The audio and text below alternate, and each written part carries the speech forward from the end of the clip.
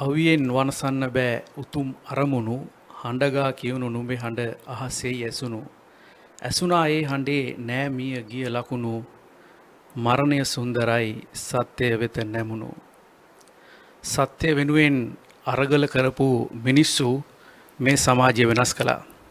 ඒ සමාජය වෙනස් කරද්දී ඒ මිනිසුන් Tamanගේ පෞද්ගලික අරමුණු පැත්තකින් තියලා උදාර වූ මනුෂ්‍යත්වයේ අරමුණු වෙනුවෙන් සටන් කළා. එම සටන් ඉතිහාසයක මගහැර යන්න බැරි දේශපාලන සංසිද්ධියක් මීට අවුරුදු 50කට කලින් මේ මාතෘ භූමියේ සිද්ධ වෙනවා. ඒ තමයි ශ්‍රේෂ්ඨ අප්‍රේල් අරගලය. එහෙම නැත්නම් 71 අරගලය. අපිට මගහැර යන්න බැරි ඉතිහාසයක් ඇතුලේ ඒ ඉතිහාසය කොහොමද වර්තමානයට අරගෙන එන්නේ? අවුරුදු 50ක් ගිය තැනත් ඒ සමාජ කම්පනයන් මේ මහ පොළොවේ මොන ආකාරයටද අපේ හදවත්වල සටහන් වෙලා තියෙන්නේ.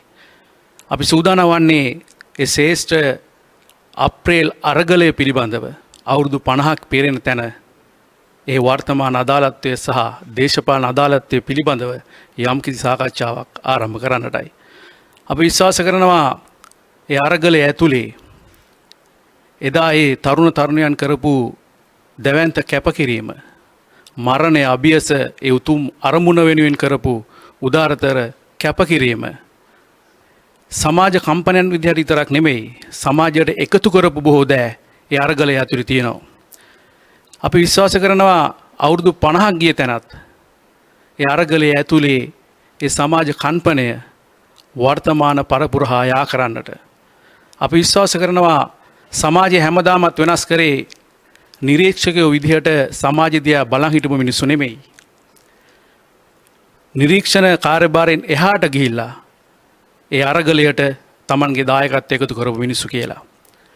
ඒ උදාරතර වූ අරගලේ අඩසිය වසක් පෙරෙන මේ මොහොතේ ඒ අරගලයත් එක්ක අයින්ද්‍රියව සම්බන්ධ වුණු සජීවීව සම්බන්ධ වුණු ආදරණීය සහෝදරයන් එකතු කරගෙන අපි සූදානම්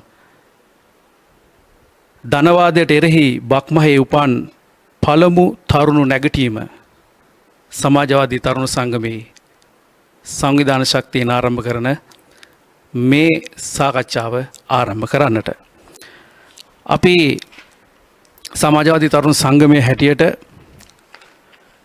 අද දවසේදී අපේ ආරාධනය පිළිගෙන මෙම ස්ථානයට අපි කැඳව ගන්න ලැබුවා. විශේෂයෙන්ම 71 අප්‍රේල් අරගලය ඇතුලේ එවකට තරුණ තරුණයන් හැටියට ඒ අප්‍රේල් අරගලයට සජීවීව Tamanගේ දායකත්වය එකතු කරපු ඊ타මත්ම අසීරු අවස්ථාවකදී පවා ඒ අරමුණ අත් නොහැර මරණය පෙනිපෙනීත් වද බන්ධන වලට ලක් වෙවි ඒ වගේම හිරගෙවල් තුල ඊ타මත්ම කූරතර වූ අමානුෂික වූ වද බන්ධනයන් වලට ලක් වෙවිත් Tamanගේ උතුම් අරමුණ අත් නොහැර සටන් කරපු ආදරණීය සහෝදරියකට සහ සහෝදරයන් තිදෙනෙකුට අපි ආරාධනා කළා මේ බක්මහේ අරගලය පිළිබඳව යම් කිසි සාකච්ඡාවක් අපත් එක්ක කරගන්නට කියලා. මම ඊටාත්ම ගෞරවයෙන් යුතුව සහෝදරාත්මකව ප්‍රථම කොටම පිළිගන්නවා. එවකට විද්‍යෝදය විශ්වවිද්‍යාලයේ තුල සිසුවෙකු ලෙස කටයුතු කරමින් ඒ Tamanගේ අධ්‍යාපනය පමණක් නෙමෙයි එදින් එහාට ගිහිල්ලා සමාජ කියවීමක් ඇතුලේ මේ අරගලයට Tamanගේ දායකත්වය එකතු කරපු අපට සිටින ශේෂ්ත්‍ර පරපුරේ ආදරණීය සහෝදරයෙක් ජිනදාස කිතුලගඩ සහෝදරයාව අපි තාමත්ම ආදරයෙන් යුතුව පිළිගනු ලබනවා. ඒ වගේම වාරිමාර්ග දෙපාර්තමේන්තුවේ කාර්මික නිලධාරියෙක් හැටියට කටයුතු කරමින් එදා තරුණයෙකු හැටියට මේ අරගලයට එකතු වුණු බෙනට් සිරිසේන සහෝදරයාවත් ඊ타මත්ම ආදරයෙන් යුතුව අපි වැඩසටහන පිළිගනු ලබනවා. ඒ වගේම කොළඹ විශ්වවිද්‍යාලයේ අධ්‍යාපනය ලැබමින් එවකට තරුණියක් හැටියට මේ සමාජ දේශපාලන අරගලයත් එක්ක එකතු වුණු යූ.ඒ. නන්දසීලි සහෝදරියව අපි ඊ타මත්ම ආදරයෙන් යුතුව පිළිගනු ලබනවා. ඒ වගේම ඔස්මන්ද සිල්වා සහෝදරයා අපිත් එක්ක එකතු වෙනවා. අපි ඊ타මත්ම ගෞරවයෙන් යුතුව සහෝදරාත්මකව සහෝදරයව පිළිගනු ලබනවා. ශ්‍රේෂ්ඨ රුසියානු ලේඛකයෙකු මැස්කිම් ගෝකි වරක් කියනවා උඹලට පුළුවන් අපිව විනාශ කරන්න නමුත් අපිව පරාජය කරන්න බෑ කියලා. උදාරතර වූ අරමුණු වෙනුවෙන් වැඩ කරන මිනිස්සුන්ව කවදාකවත් පරාජය කරන්න බෑ. ඔවුන් මිය ගියත් ඔවුන්ගේ සමාජ භාවිතාවන් සමාජ කන්පනයන් වර්තමාන පරපුර අරගෙන යනවා. අපි විශ්වාස කරනවා ධනවාදයට එරෙහි බක්මහේ උපන් මේ තරුණ නැගිටීම ලංකාව භූමියේත් තරුණ තරුණයන්ට අද දවසේදීත් වළංගුතාවයෙන් යුතුව සමාජ කම්පනයක් ඇති කරනවා කියලා. ඒ අරමුණ පෙරදරි කරගෙන අපි සූදානම් මේ සාකච්ඡාව ආරම්භ කරන්නට මම කැමති සහෝදරියගෙන් සහ අපේ සහෝදරයන් තිදෙනාගෙන් ප්‍රථම කොටම ඔක්කොටම මතකයක් තියෙන දවසක් වෙත අරගෙන යන්නට මේ සාකච්ඡාව ප්‍රථම කොටම 1971 අප්‍රේල් 5 වෙනිදා මේ අරගලේ සිදුවෙන දවස මතකයන් ගොඩක් ඇති කම්පනයන් ගොඩක් ඇති සහභාගීත්වයන් ගොඩක් ඇති මම කැමති අප්‍රේල් 5 වෙනිදා ඇත්තට මොකද උනේ කියලා දැනගන්න. කිතුළුගෙඩි සහෝදරයා අපිට පුළුවන් ආරම්භයක් ගන්න. ඔව්. 1971 අප්‍රේල් 5 වෙනිදා ඊටාම විශේෂිත දවසක් අපේ රටේ දේශපාලනයට. ඒකෙදී අපි හඳුනා ගන්න ඕනේ මේ අරගලයේ 71 අප්‍රේල් අරගලයේ අපේ රටේ පවතින ධනේශ්වර ක්‍රමයට එරෙහිව ජනතාව අරගල කරපු පළවෙනි අරගලය මේ 71 අප්‍රේල් 5 දියත් කරපු අරගලය. එතකොට මේ අරගලය එදා දවස මට හොඳට මතකයි. ඒ වෙනකොට විද්‍යෝදය විශ්වවිද්‍යාලයේ සංඝාරාමේ මම හිටියේ. මම තව සහෝදරු 4 දෙනෙකුත් 5 දෙනෙක්ගේ කණ්ඩායමට පැවරුණු රාජකාරිය තමයි පැවරුණු කටයුත්ත හමුදාපති නිල නිවස අත්පත් කරගන්න එක. අතර මේ වෙනුවෙන් අපි 5 දෙනා සංඝාරාමයට වෙලා අපි සූදානම්ින් ඉන්නවා. මේ වෙනකොට මේ අප්‍රේල් 5 වෙනිදා ප්‍රහාරය පිළිබඳව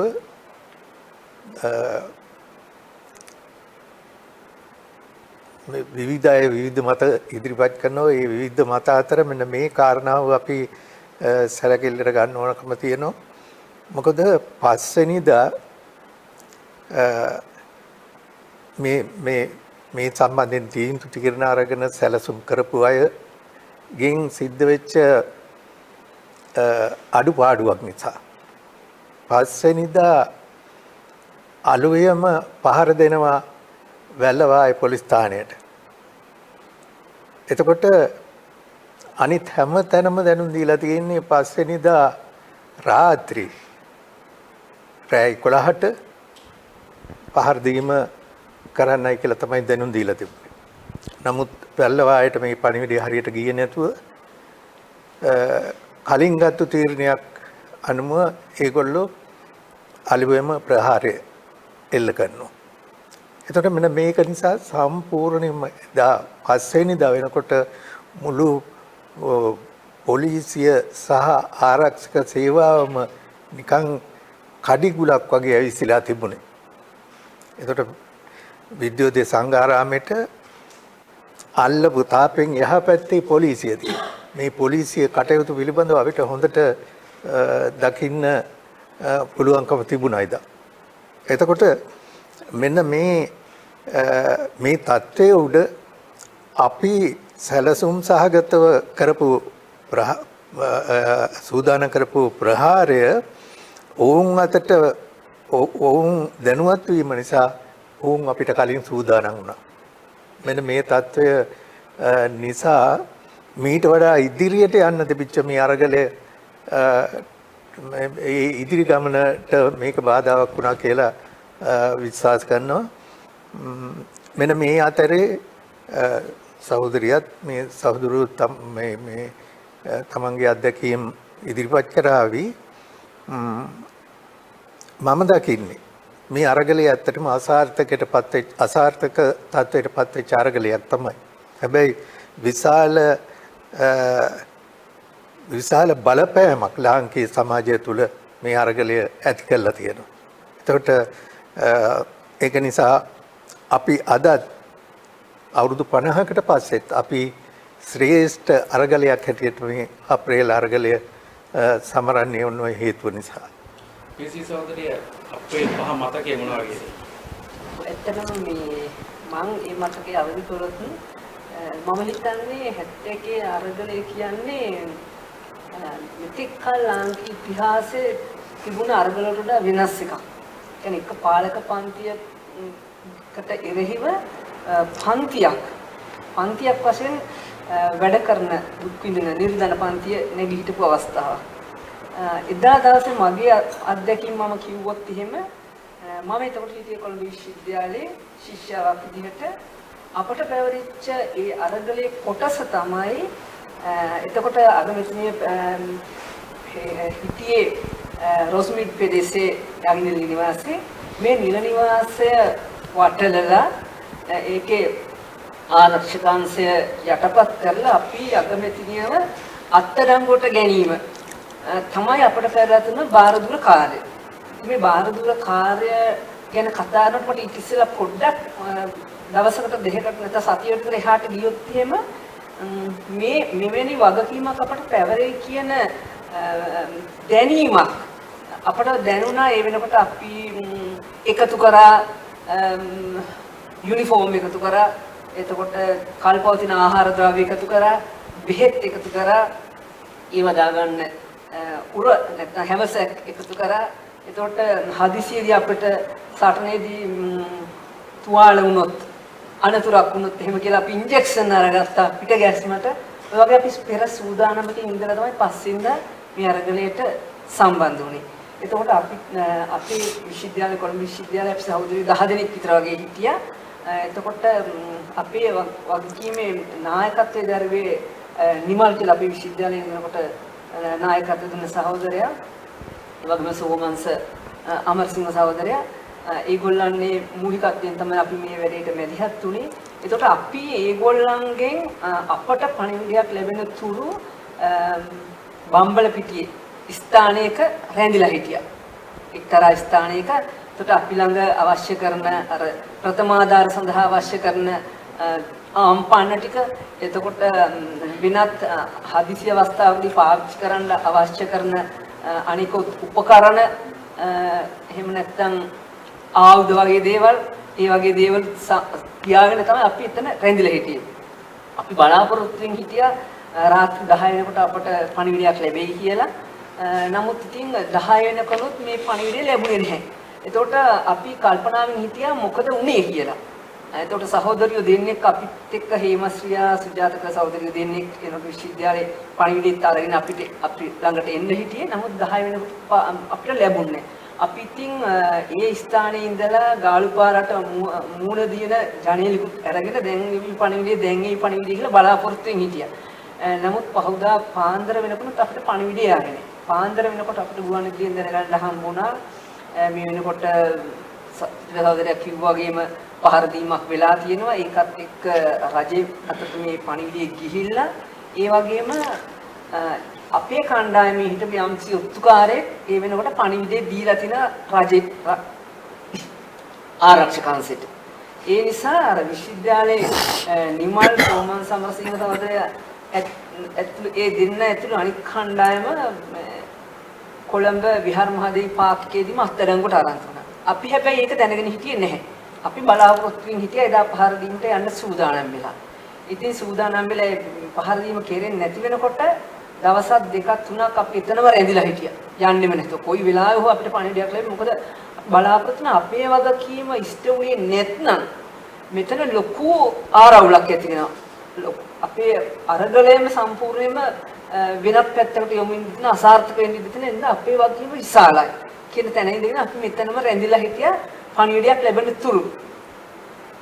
ඊට පස්සේ අපි තීරණය කරා දැන් මේ වෙනකොට අද වගේ මාධ්‍ය සංනිවේදනය හුඟක් දියුණු නැහැ අපිට තොරතුරු කොහොමාරු කරගන්න පණිවිඩයක් දෙන්න විදිහක් තිබුණේ නැහැ.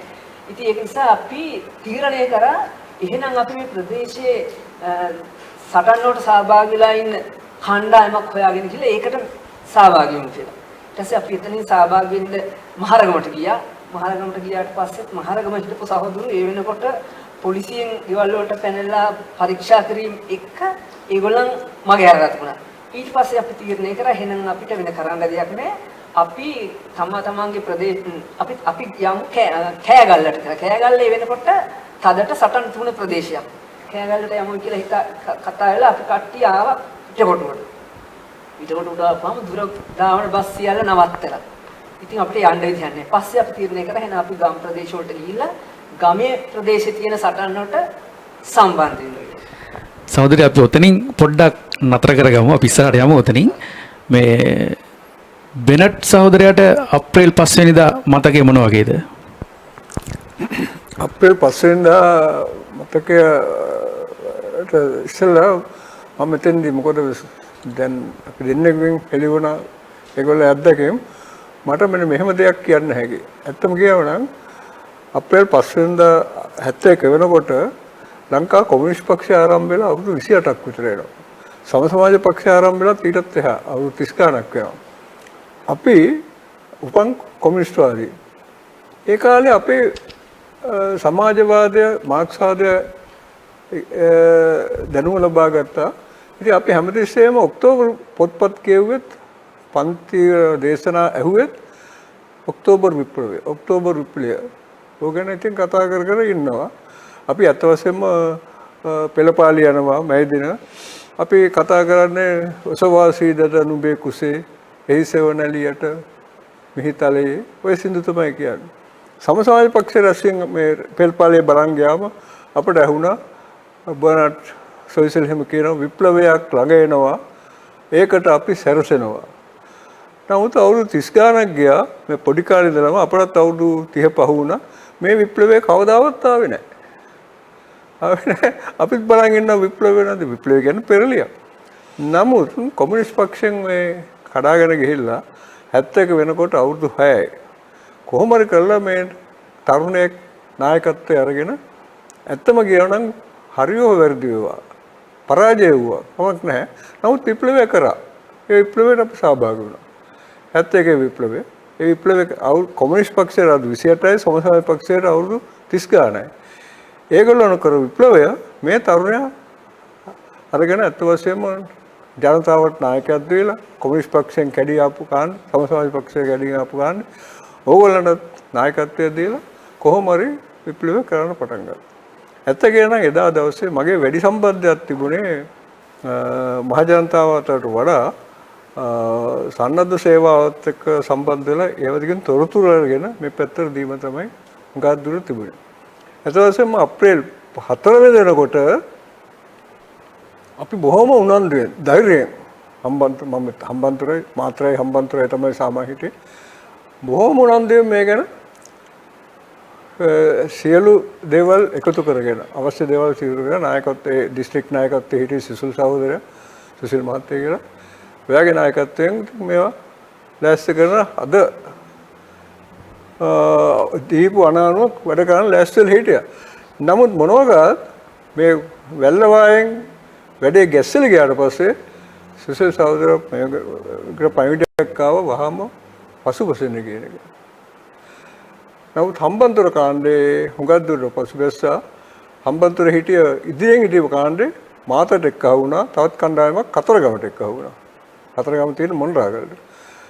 ඉතින් අපි අපේ වැඩ කොටස කරන්න යනකොටම අතවශ්‍ය මාතරදී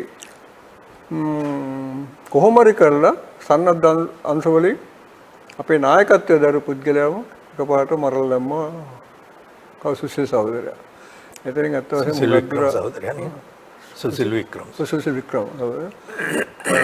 ඉතින් අතවශ්‍ය ඒව දැක්කා. ඊළඟ තව අප මහින්ද විශ්වයේ මල්ලි කෙනෙක් මරුණා ගිල්බර්ට් කියලා. ඒක වැයකනකොටම මුගා දුර සෑහෙන කොටසක් විතර මැරලා වැටුණා. කාණ්ඩේ බේට විසුරුවහැරෙන සිද්ධ වුණා. ඔස්මන් සහෝදරයා අපි එමු ආයි ඔතනටම. ඔස්මන් සහෝදරයාගේ කොහොමද මතකේ අප්‍රේල් 5 වෙනිදා? අප්‍රේල් 4 වෙනිදා මට පණිවිඩයක් ආවා සංඝාරාමයට එන්න කියලා.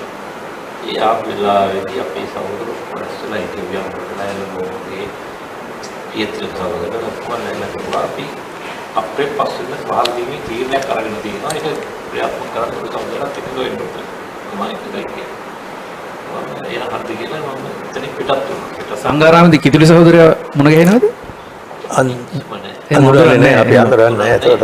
ඉන්නේ ඇති. නමුත් මට හොඳට මතක වියන්කොට සහෝදර වගේ පීතිලක තව සහෝදරු හිටියා ඒ මොකද මාරට වගේ අය හිටියා ඒගොල්ලොත් එක්ක තමයි කාටත් ආවෙන්නේ. ඉතින් පස්සේ තමයි මම කෙලින්ම ආවේ මගේ කොළඹ දිස්ත්‍රික්කේලා මම සංවිධාන වැඩ කෙරුවා ඉක්මනින්ම දැන් සටන සූදානම් වෙන්න 4 වෙනිදා ඉඳලා දිගටම මාන්සිලා වැඩ කරලා පස්සෙන්දා පහළ දීමට සූදානම් කරලා තියෙනකොට ආයුධ රැස් කරලා අර තියෙන ආයුධ ඔක්කොම කරලා තරුණ ටිකත් ඔක්කොම එකතු කරගෙන පහර දෙන්න ඉන්නකොට උයන්ගොඩ සහෝදරයා ඉල්ල කිව්වා අපේ මේ පහර දීමක් වෙලා තියෙන වැල්ලවායේ ඒ නිසා රාජ්‍යන්තරයට ඉල්ලලා තියෙන මේක පිළිබඳ දෙවෙනිම තීරණයක් ගන්න ඉඳ ඔයගොල්ලෝ ක්‍රියාත්මක වෙන්න එපා කියලා කොළඹ නගරේ. ඉතින් මම ආයුධත් අංගලා අපේ තරුණයන්ටත් ආරක්ෂක තැන් වලට යොදවලා මම ගෙදරට එනකොට මහා පොලිසිය වට කරලා තමයි අත්තර කොට ගත්තේ. ඒක තමයි මගේ මතකය.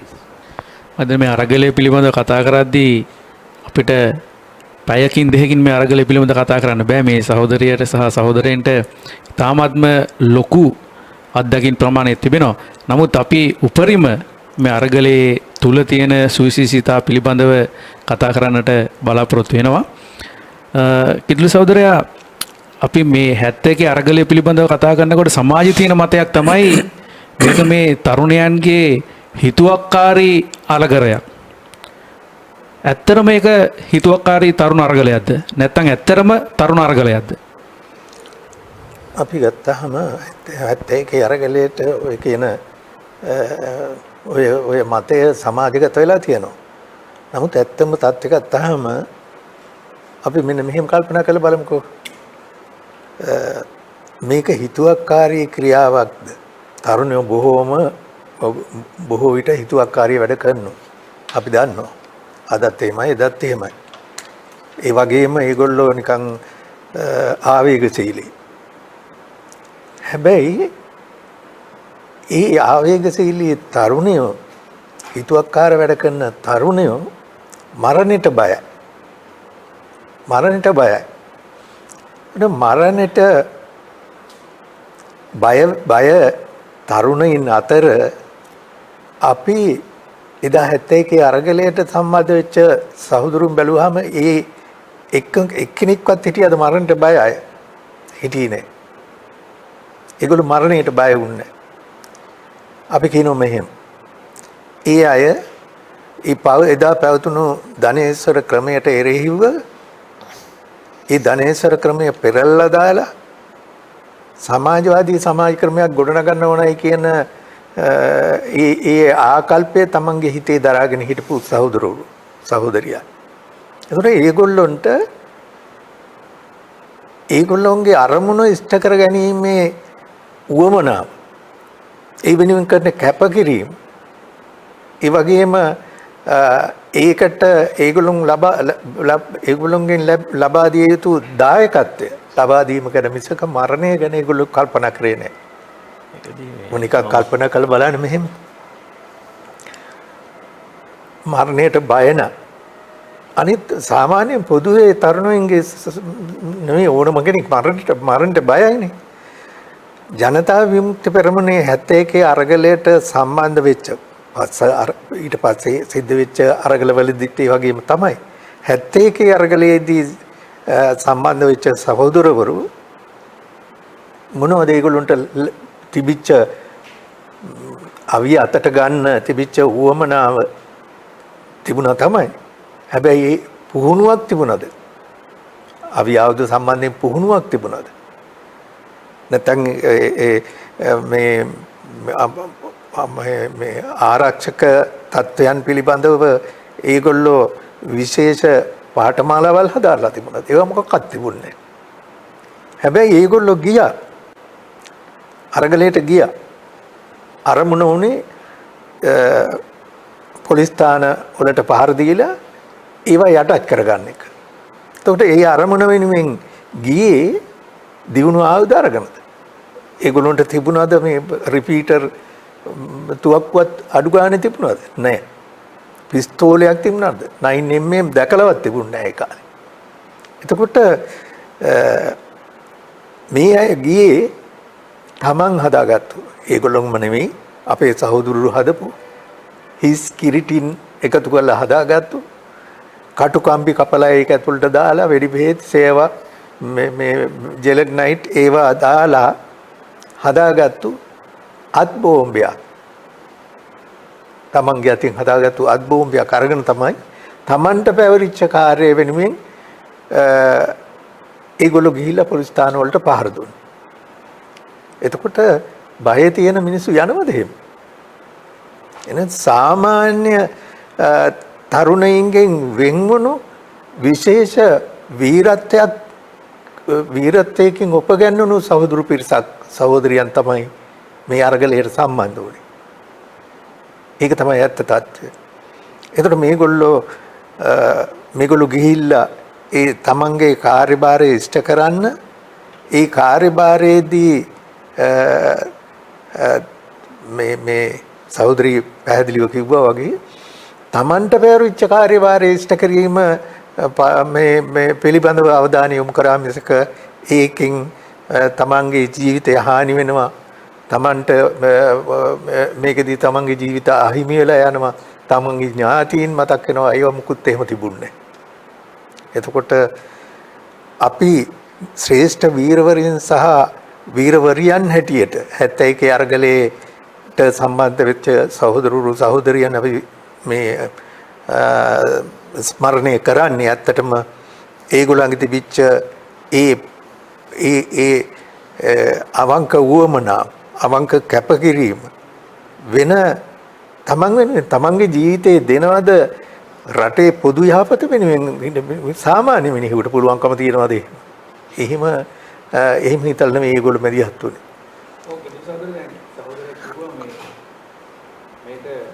ඒ තරුණ තරුණියෝ අරගල කරේ සමාජවාදී සමාජයක් බලාපොරොත්තු වෙන කියලා. ඔස්මන් සහෝදරයා මේකට සම්බන්ධ වෙච්ච ක්‍රියාකාරී සමාජිකයෙක් හැටියට එහෙම සමාජවාදී පරිවර්තනයක් කරන්න අවශ්‍ය කරන වැඩපිළිවෙලක් ඒ වෙලාවේ සංවිධානය ඇතුළේ තිබ්බද? ඇත්තටම ඒ දවස් වලකට අපිට හිතේ තිබුණා. ඒ මොකද අපන් සමාජ පක්ෂයෙන් ආවේ එනකොට ඇවිල්ලා අපිට මේ සමාජ වෙනකම වෙනස් කරලා සමාජවාදී සමාජයක් ගොඩනගන්න ඕනේ කියන අදිෂ්ඨානය තමයි අපිට තිබුණේ. වෙනත් කිසිම පෞද්ගලික අදහසක් අපිට තිබුණේ නැහැ. එහෙම තියලා වැඩ කරන ප්‍රජාතන්ත්‍රවාදීව වැඩ කරනකොට ආණ්ඩුව ප්‍රජාතන්ත්‍රවාදී විරෝධී වැඩ තමයි කෙරුවේ. මාව ඒ වෙනකොට 4 පාරක් අත්අඩංගුවට අරගෙන මීටින් තියලා පෝස්ටර් ගහලා රිමාන්ඩ් කරලා තිබුණා. දෙපාරක් මාව රිමාන්ඩ් බන්ධනාගාරයට ගත කරලා තිබුණා. ඉතින් මේ වගේ මර්ධනකාරී ක්‍රියාමාර්ගයේ ආණ්ඩුව අනුගමනය කරනකොට තරණයන් වශයෙන් නිස්සද්ද වෙලා ඉන්න බෑ. මගේ මතය ඒකයි. බැරි නිසා තමයි අපි බලාත්කාරකම් කරන්නවත් මේකටවත් නෙවෙයි සමාජවාදී සමාජයක් සඳහා මේ මර්ධනයටත් මුහුණ දීලා ඉස්සරහට යන්න ඕනේ කියලා තමයි අපි අවුදතට ගත්තේ. එහෙම නැතු පෞද්ගලික අවශ්‍යතාවයක්වත් මේකෙන් අපි දන්න පෞද්ගලික අවශ්‍යතාවයක් උඩ ගියා නම් මේ අපි දන්නවා මේකෙදි මැරෙන්නත් ඉඩ තියෙනවා. ඉතින් එහෙම මැරෙන්න බලාගෙන අපි යන තරුණ නෙවෙයි. ඉතින් එහෙම යන්නේ යමක් පරිත්‍යාග කරන මේ රට වෙනුවෙන් මේ රටේ අපි ගොඩ ගන්න. ඉතින් එහෙම ගොඩ ගන්න ගිය වෙලාවේ තමයි ඉතින් අපිට සෑහෙන මර්ධනය කෙරුවා. අපේ සහෝදර අරක් මීටින් එකක් තිබ්බොත් අතන ගොඩ ගන්නවා. ඒකලා ඒගොල්ලන්ට වදින්සා දෙනවා. ඉතින් ඒ වගේ විශාල වදින්සා වෙලා තමයි රෝණ සහෝදරයව හිටන් අතන ගොඩ ගත්තා. ඒ අරගෙන යව බීරගෙන ඇවිල්ලා අයිට් පාක් පිටියේ සංවිධානයේ රැස්ටීම් සංවිධානයේ කෙරුවෙත් මම. ඒකේ පෝස්ටර් ගහන්න ගිහිල්ලත් අතන ගොඩ ගත්තා. ඉතින් අපි ප්‍රජාතන්ත්‍රවාදී වැඩක් නෙත්තද කෙරුවේ. තරුණයෝ වශයෙන් ප්‍රචාරක වැඩ කටයුතු කරන්න ගියා. මේ රටේ ජනතාවට තේරුම් කරලා දුන්නා. කම්කරුවන්දියට තේරුම් කරලා දුන්නා මේ සමාජයේ වෙනස් කිරීම අවශ්‍යතාවය. ඒ අවශ්‍යතාවය තේරුම් කරනකොට ධනපති පන්තිය බය වුණා. වාමාංශිකයි කියා ගන්න කණ්ඩායමුත් බය වුණා. ඒගොල්ලෝ බය වෙලා තමයි මේ මර්ධනයට ඒගොල්ලෝ අනුමත කරන්නේ. ඒ දෙවෙලෙදී ඒගොල්ලෝ නීති සම්පාදනය කෙරුවා මේවට. ඒ නිසා තමයි මේකෙදි මිය යන සහෝදරුන්ගේ මරණ පරීක්ෂණ නැතුව වල්ලන්න තීන්දුව අරන් තිබුණා. ඒවා නීති විරෝධී. ඉතින් එහෙම අරගත්තේ කවුරුත් එක්කද? මේ රටේ වාමාංශික ව්‍යාපාරයත් එක්ක. ඒගොල්ලෝ අතිස්සුව මේක පාර්ලිමේන්තුවේදී මේ පනත ගේන්න. ඉතින් ඒකට විරුද්ධව අපි නැගිටීම මම නම් කියන ඉතාම කාලෝචිතයි කියන එක. වැරදින එක වෙනම දෙයක් ඕනේ නැහැ. වර්ධිනයි. නමුත් අපි මේ අරගලයේ සමාජවාදී සමාජයක් බිහි කිරීමේ අරමුණෙන් තමයි මේකට බැස්සේ. නන්සි සහෝදරිය මේ දැන් සමාජ මතයක් තියෙනවා මේ සමගි පෙරමුණ ආණ්ඩුව පත් වෙලා ටික දවසයි ඒ ටික කාලය ඇතුළත සන්නද්ධ අරගලයක් කිරීම ඒක යුක්තිසහගත නෑ කියලා. ඒ වගේම සමගි පෙරමුණ ආණ්ඩුව සමාජවාදී හැඩතලයක් තියෙනවා. ජනතා විමුක්ති පෙරමුණ සමාජවාදී අරමුණු කරගෙන වැඩ කරන්නේ. ඒක නිසා මේ සමාජවාදී ආණ්ඩුවකට එරෙහිව සමාජවාදී බලාපොරොත්තු වෙන තරුණ පිරිසක් අවිගත් නැගටීමක් කිරීම යුක්තිසහගත නෑ කියලා. ඒ පිළිබඳව සහෝදරියගේ මොකක්ද තියෙන අදහස? දැන් උස්මන් සහෝදරත් යම්කිසි මට්ටමකට පැහැදිලි කිරීමක් කරා. පළවෙනිම අපි තේරුම් ගන්න ඕනේ මේ තිබුණේ වාමාංශික ආණ්ඩුවක්ද කියන එක. ඇත්තටම ඒ ආණ්ඩුව වාමාංශික ආණ්ඩුවක් කියලා නමකට බැඳුනේ ඒකේ මේ රටේ පරණ වම් නියෝජනය කරපු දේශපාලන පක්ෂ සමාජවාදී පක්ෂ කොමියුනිස්ට් පක්ෂ වගේ පක්ෂ හිටපු නිසා මිසක් ඇත්තටම ඒගොල්ලන් අතර වාමාංශික වැඩපිළිවෙලක් හරි වාමාංශික අදහසක් හරි නැත්නම් සමාජවාදී ගොඩනැගීමක් ක්‍රියාවෙන් තිබුණේ නැහැ. ඇත්තටම ගත්තාම ඒ ආණ්ඩුවත් එතෙක් පැවතුනා වගේම මේ තාමත් පවතිනා වගේම ධනපති ආණ්ඩුවක්ම තමයි. ඒ ධනපති ආණ්ඩුව ඇතුලේ අපි ශිෂ්‍ය විදියට ශිෂ්‍යයන්ගේ අයිතිවාසිකම් කප්පාදු කරා මිසක් දුන්නේ නැහැ. රැකියා පොලිමේ තරුණ විතරක් නෙමෙයි විශ්වවිද්‍යාල උපාධිය ලබාගෙන හිටපෙත් රැකියා පොලිමේ හිටියා. බඩුමිල හාස උසට යමින් තිබුණා. හැබැයි සහෝදරයෝ වාමාංශික නායක ඔය සමගි පෙරමුණ ආණ්ඩුව හිටියානේ. ඒකම කිව්වේ. දැන් වාමාංශික කොමියුනිස්ට් පක්ෂය සම සමාජ පක්ෂය එකතු වෙලා හදපු ආණ්ඩුවක් තමයි ඒක. ඒ හිටපු ආණ්ඩුව ඇතුලේ මේ රටේ ජනතාවගේ දැවෙන ප්‍රශ්න විසඳන්න වැඩපිළිවෙලක් තියනවා වෙනුවට ජනතාවගේ අයිතිවාසිකම් දිනෙන් දින කප්පාදු වෙමින් තිබුණේ. ඒතර ඒ අතරතුරේ රටේ විශාල අසහනයක්, තරුණ අසහනයක්, බඩුවිල ඉහළ යෑම, ඒතර අයිතිවාසිකම් කප්පාදු කිරීම, ඒ වගේ ප්‍රශ්න ගණනාවක් උද්දල් වෙමින් ඉහළට එමින් තිබුණා. ඒතර අන්නේමට උත්තර සපයන්න තමයි ජනතා විමුක්ති කියන සංවිධානය බිහි වුණේ. නැත්තම් මේක මේ ඕපපාතිකව කාගේ හරි හිතුවක්කාරකට ආසාවට හැදිච්ච දේශපාලන ව්‍යාපාරයක් නෙවෙයි. මේ ප්‍රශ්න වලට මේ ධනපති ආණ්ඩුව ඇතුලේ උත්තර නැති හින්දා මේ සමාජ ක්‍රමයේ වෙනස් කිරීමකින් සමාජවාදී නැත්තම් කාටත් සාධාරණ අයිතිවාසිකම් වරප්‍රසාද ලැබෙන ආණ්ඩුවක් තුලින් විතරයි මේක විසඳන්න පුළුවන් කියන බලාපොරොත්තුවෙන් තමයි ජනතා විමුක්ති මේ ව්‍යාපාරේ පටන් ගත්තේ. හැබැයි පටන් ගත්ත ජනතා විමුක්ති දේශපාලන ව්‍යාපාරයට රජය කොහොමද ප්‍රතික්‍රියා දැක්කේ? ඒ උස්මන් සහෝදරයා කිව්වා වගේ වෙනකොට අපේ පක්ෂ කිසි කෙනෙකුට පෝස්ටර් එක ගහන්න පුළුවන්කම තිබුණේ. සීදුවේ කඳවුරක් කරලා 63 දෙනෙක් අත්අඩංගුවට අරගත්තා. එතකොට ඇත්ත පත්‍රයේ දවස්වල මට මතකයි තිබුණා මේක හඹාගෙන ගිහිල්ලා මුලිනු පුටා දමිය යුතු ත්‍රස්තවාදී සංවිධානයකට හම්බඩු ගහලා. ඇත්තටම ජනතාවට මේ පන්ති දේශපාලන සාකච්ඡාවට සහභාගී වෙච්ච අපි දන්නා මේ පන්ති පහ තුල ලංකාවේ ආර්ථික ක්‍රමය, ලංකාවේ දේශපාලන තත්ත්වය, ලංකාවේ ඉදිරි ගමන්මග කොහොමද කියන හොඳ පැහැදිලි දර්ශනයක් ඉදිරිපත් කරා. මේ දර්ශනය ඉදිරිපත් කරපු ජනතා විමුක්ති පෙරමුණ තමයි මේ මර්ධනය කරන්න මේගොල්ලන් මේ විදිහට සූදානම් වුණේ. ඉතින් ඒක නිසා ජනතා විමුක්ති පෙරමුණට සිද්ධ වුණා උස්මන් සහෝදරයා කිව්වා වගේම අපි විප්ලවයේ ඉදිරි සමාජවාදයකට නෙමෙයි ඉදිරි අනාගත වැඩපිළිවෙලක්. හැබැයි වැඩපිළිවෙලට අපි මතවාදී වශයෙන් ජනතාව දැනුවත් කරනකොට සංවිධානය කරනකොට රජය කර ඒක කෲර විදිහට මර්ධනය කරන එක. ඒ නිසා මර්ධනයේ ඉදිරියේ ජනතා විමුක්ති පෙරමුණට සිද්ධ වුණා ආයුධ සන්නද්ධව මේකට විරුද්ධව නැගී හිටින්න. ඒක නිසා මේක බලහත්කාරයෙන් වාමාංශික රජයක් පෙරලා දාන්න ගත්ත ක්‍රියාමාර්ගයකට වඩා රජය විසින් මේ නැගීන වාමාංශික ව්‍යාපාරයට විරුද්ධව තිබුණ බලහත්කාරී මර්ධනයට එරෙහිව නැගී සිටීමක් විදිහට තමයි මේක අපි දකින්නේ එදත් අදත්. ඒ නිසා තමයි අපිට අප්‍රේල් 5 වෙනිදා ඒ වගේ කිතුලේ සහෝදරයා කිව්වා වගේ මේ අපි හදාගත්ත නූතන අවියාවද නෙමෙයි සමහරට කලගෙඩි බෝම්බකින් එහෙමත් නැත්නම් පොඩි බෝම්බකින් ගිහිල්ලා මේ පහර දීම් කරලා රාජ්‍ය මර්ධනය කරලා අපේ අතට රාජ්‍ය බලය ලබා ගන්න අපි උත්සාහ කරේ. එතනින් ඉස්සරහට මේ රට හොඳ පැත්තකට ගෙනියන්න අපි බලාපොරොත්තු වෙන අවංක චේතනාවෙන් ජීවිත වර්ධනය කැපුණේ ඒ අරමුණේ නෙවෙයි. ඒ නිසා මේක වාමාංශික රජයකට විරුද්ධව අපි බලහත්කාරයෙන් නැගී සිටීමක් නෙමෙයි අපට ගහලා අපව නෙගිට්ටෝගත් ආණ්ඩුවට විරුද්ධව නෙගිට්ටෝගත් එකක් රජයේ පැත්තෙන් කරේ. අපි 1971 පස්වෙනිදා අහර දෙන්න ඉස්සෙල්ලා මේ ආණ්ඩුව පිහිටවනකොට ඡන්දෙ තිබුණානේ. ඒ ඡන්දෙදිත් අපි පත්‍රිකාවල් නිකුත් කෙරුවා සමගි පෙරමුණ ආණ්ඩුවට ඡන්දෙ දෙන්න කියලා. එහෙමනම් අපිට තිබුණා නේ එහෙම නොකර ඉන්න. අපි කියලා ඒගොල්ලෝ එහෙම දීලා කාලයක් දුන්නා බලාගෙන. නමුත් ඒගොල්ලෝ ඒව කරන්නේ නැතුව මේ ජනතා විමුක්ති පෙරමුණ මර්ධනය කරන්නයි ගියේ. ඉතින් අත් වශයෙන්ම කියනවා නම් කොමියුනිස්ට් පක්ෂ පත්‍ර කුණු මේ ඇත්ත පත්‍රය ගහලා තිබුණා මේක CIA සංවිධානයක් කියලා. ඉතින් ඕගේ දේවල් කරලා මේක අපිව ඇත්ත වශයෙන් අපි බය වුණා අපි මේගොල්ලෝ බොරු කියලා අපි මර්ධනය කරන්න යනවාද කියලා. ඉතින් එතකොට අපි නැගිටින්න නැතුව අපි අත්දල් බඳගෙන අපි රාජ්‍යාන්තරයට යටත් වෙන්න ඕනේද නෑ. ඒ නිසා අපේ ජීවිතය පරදුරට තියලා මේ මර්ධනයට විරුද්ධව නැගිටිනක බලහත්කාරයෙන් හරි වාමාංශික ආණ්ඩුවක් පෙරලීමට ඒගොල්ලෝ දැනගන්න තුනයි. අපිත් ආධාර කෙරුවානේ ඒගොල්ලෝ. ඒගොල්ලන්ට ඕනේ මේක ලප්තැනම ලොප් කරලා දාන්න. ඒක තමයි කරමුණ උනේ. එහෙම තිබුණා නම් අපි කෙරේ ඒගොල්ලෝ ඊට වැඩි අපේ තරුණයන් දිහා මේ රටේ වාමාංශික නායකයෝ බැලුවා නම් යම් තිබුණා.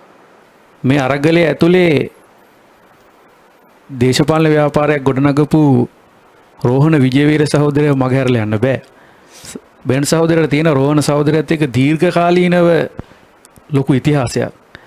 කොහොමද මේ ව්‍යාපාරය සහ රෝහණ සහෝදරයාගේ අත්දැකීම් සහෝදරයා කතා කරොත් මොනවද ඒ සම්බන්ධයෙන් තියෙන්නේ? ලංකා කොමියුනිස්ට් පක්ෂය ආරම්භ කරේ 1943 ජුනි මාසේ 2-3 වගේ දවස්වල. රෝහණ නන්දශ්‍රී විජේවීර ලදරුව උපන්නේ 1943 ජුනි මාසේ 14 වෙනිදා. ඒතර වෙනස තියෙන දවස් ගානයි. ඇත්ත වශයෙන්ම ඒ අවස්ථාව වෙනකොට නන්දශ්‍රී විජේවීර සහෝදරගේ තාත්තා ක්‍රියාකාරී කොමියුනිස්ට්වාදී. ක්‍රියාකාරී දැන් සාමාන්‍යයෙන් මාතර හම්බන්තොට ගාල්ල දිස්ත්‍රික්කවල දොස්තර එස්.ඒ. වික්‍රමසිංහ සහෝදරයාගේ අදහස් උදස්සා ගොඩාක් කාණ්ඩ පිළිගත්තේ. ඉතින් ඔය පිළිගැනීම අනුව හුඟක් කාණ්ඩේ ඒ දවස්වල අපේ තාත්තලා පවා ඒ දවස්වල දැන් ඉන්න සහෝදරන්ට වඩා වෙනස් ඒ දවස්වල හිටපු සහෝදරවරු කොණ්ඩේ බැඳලා කෝට් එක ඇඳලා ට්විටර් එක ඇඳගත්තා. ඕකාන්ත ගොඩාක් හිටියේ පක්ෂේ. ඉතින් මේ දෙන්නත් ඒ වගේම දෙන්නේ. ඕගොල්ලොත් එක්ක අසුරු කිරීම. ඉතින් අපි තාත්තලා කොමියුනිස්ට්වාදී වුණාම අපි ඉබේටම කොමියුනිස්ට්වාදී වුණා. මට මතකයි 47 පාර්ලිමේන්තු මැතිවරණය. ඒතර මගේ වයස අවුරුදු 8යි. නන්දශ්‍රී වයස මහත්තයා වයස අවුරුදු 5යි. අපිට කිසි දෙයක් තේරෙන්නේ නැහැ කොමියුනිසම් කියන එක. නිකන් තාත්තලා කොමියුනිස්ට් අපිත් කොමියුනිස්ට් වුණා. ඉතින් අත වශයෙන්ම ඔය අර පරම්පරාවෙන් ආපු ආభాස නිසා අපි එන්න වැඩි වශයෙන්ම කොමියුනිස්ට් වාදය ගැන තාත්තලා වගේ නෙවෙයි අපි ඉගෙන ගන්න මහන්සි ගත්තා. කොමියුනිස්ට් පක්ෂය ප්‍රචලිත වෙන්න ඉතින් ලංකාවේ කවුරුවත් නොකරපු එක් සිද්ධියක් සිද්ධ වුණා ඒ තංගල. ඒ දවස්වල කුල සටන් තිබුණා. ඒ කුල සටනේදී එක් කුලයකට රජ කාලේ ඉඳලම ඉංග්‍රීසි ආණ්ඩු කාලේ ඉඳලම අඳින දුන්නේ උඩුකයෙන් වසා ගන්න ඉඩ දුන්නේ නැහැ. ගෑනුන්ට විතරක් සාමාන්‍යයෙන් මේ පොඩි පහේ මේ අපි ඒ දවස්වල අපේ අම්මලා කියව බොඩිය කියලා ඒක ඇඳ ගන්න ඉඩ දුන්නා. ඒ නමුත් වික්‍රමසිංහ මහත්තයාගේ නෝන ඒ කියන්නේ ඩොරින් වික්‍රමසිංහ සුජාතා ඉන්න කාලේ ඔය කුලේ ළමයෙකුට සුජාතාගේ දොර ඇරුණා ඉගෙන ගන්න. නමුත් ඒ පැත්තේ ඉන්න මිනිස්සු අර සම්ප්‍රදාය කඩන්න ඉඩ දුන්නේ නැහැ. මේ ගෑනු ළමයාත් එක්ක එනකොට කාණ්ඩයක් එක්ක හවුලා මේ ගෑනු ළමයාගේ ගවුම දෙපැත්තෙන් අල්ලලා ඉරන්න පටන් ගත්තා. නමුත් තමන්ගේ අර ඒ තාත්තා එයා වඩුවෙක්. එයා හැමතිස්සෙම තමන් කරලා නියනත් තියන් හිටියා. දුරට මේ වැඩ කරනකොට ඉවසන්න බැරි තාත්තා නියනෙන් දමලා යන්නම ඒ මිනිහා මරාගෙන මෙරි වැටුණා. ඉතින් පොලිසියට ගියා දවස් 3යි රිමාන්ඩ් එකේ හිටියේ. දුව බේර ගන්න කර සත්නෙදී තාත්තා නිදහස් වුණා. එතකොට මම අපේ කොමියුනිස්ට් පක්ෂය ඒ දවස්වල කල්පනා කරා හම්බන්තොට දිස්ත්‍රික්කයේ ඉන්න කාණ්ඩේ ටිකක් ධෛර්යමත් මිනිස්සු කොටසක් නෑ මේක අපිවත් නවත්තන්න ඕනේ කියලා. රැස්වීමක් තියුවා. ඒ රැස්වීමේදී තීරණයක් ගත්තා නෑ ඇඳුම් ඇඳෙව්වා. පස්සේ ස්ටේජ් එකට කොට නැග්ගුවා. අර ඇඳුම උඩුකය වසා ගන්න නැතුව හිටිය වඩුවට කෝට්ටයක් ඇඳෙව්වා. ට්වීටර් එකක් ඇඳෙව්වා. ගෑනුන්ට ඇඳෙව්වා සාරියක්. අතන වේගවත් කතා කරා ඒ හරි කොමියුනිස්ට් පක්ෂ නායකයෙක් හිටියා ඩාර්ලිස් සිල්වා කියලා. එයා කතා කරලා තියෙනවා මීට පසුව මේ අද අපි ඇඳු ගලවන්න කවුරුත් එහෙම ඉදිරිපත් වුණොත් තමුන්වන්සලාගේ ඉදිරිපත් වෙනවා නම් ඕගොල්ලන්ගේ අපේ අත්තල ගාවන්න ඉඩ තියන්න එපා. අපි ඒ සටන දිගටම ගෙනියනවා. ඇත්තටම රාජාණ්ඩු කාලේ ලන්දේසි කාලේ පෘතුගීසි කාලේ ඉංග්‍රීසි කාලේ ඊටම ඒ තිබිච්ච නීතිය එදා කැඩුවා. කොමියුනිස්ට් පක්ෂයේ ඉන්න සහෝදරෝ කොමියුනිස්ට් පක්ෂ ඉදිරියට අද ඒ මිනිස්සු එදා ඉඳලා හොඳට උඩුකය වසා ගන්නවා. අද ඒ දේවල් කවුරුවත් දන්නෙත් නැහැ. ඒ වගේ දෙයක්. ඒ වගේ තිබිච්ච සමාජ නීති සමාජ අවැඩදායක දේවල් වලට විරුද්ධව කොමියුනිස්ට් පක්ෂ ලොකු සටනක් ගෙනිච්චා. ඒ සටන ඉස්සරහම හිටිය විජේවීර මහත්තයා තාත්තා අන්ද්‍රේස් විජේවීර. විජේවීරට අද වශයෙන්ම ටික කාලයක් කරනකොට මේව තේරුම් ගන්න මේ කොමියුනිස්ට් වාදී මෙහෙම කරන්නේද කියලා. හැබැයි ඒ ටික කාලයක් යනකොට එයා ඉගෙනීම කරේ ගොඩෝඩ ඉස්කෝලේ. එයාට ලුරුම්බායකට යන පළවෙනි ශිෂ්‍යත්වය හම්බුනේ ඇයිට.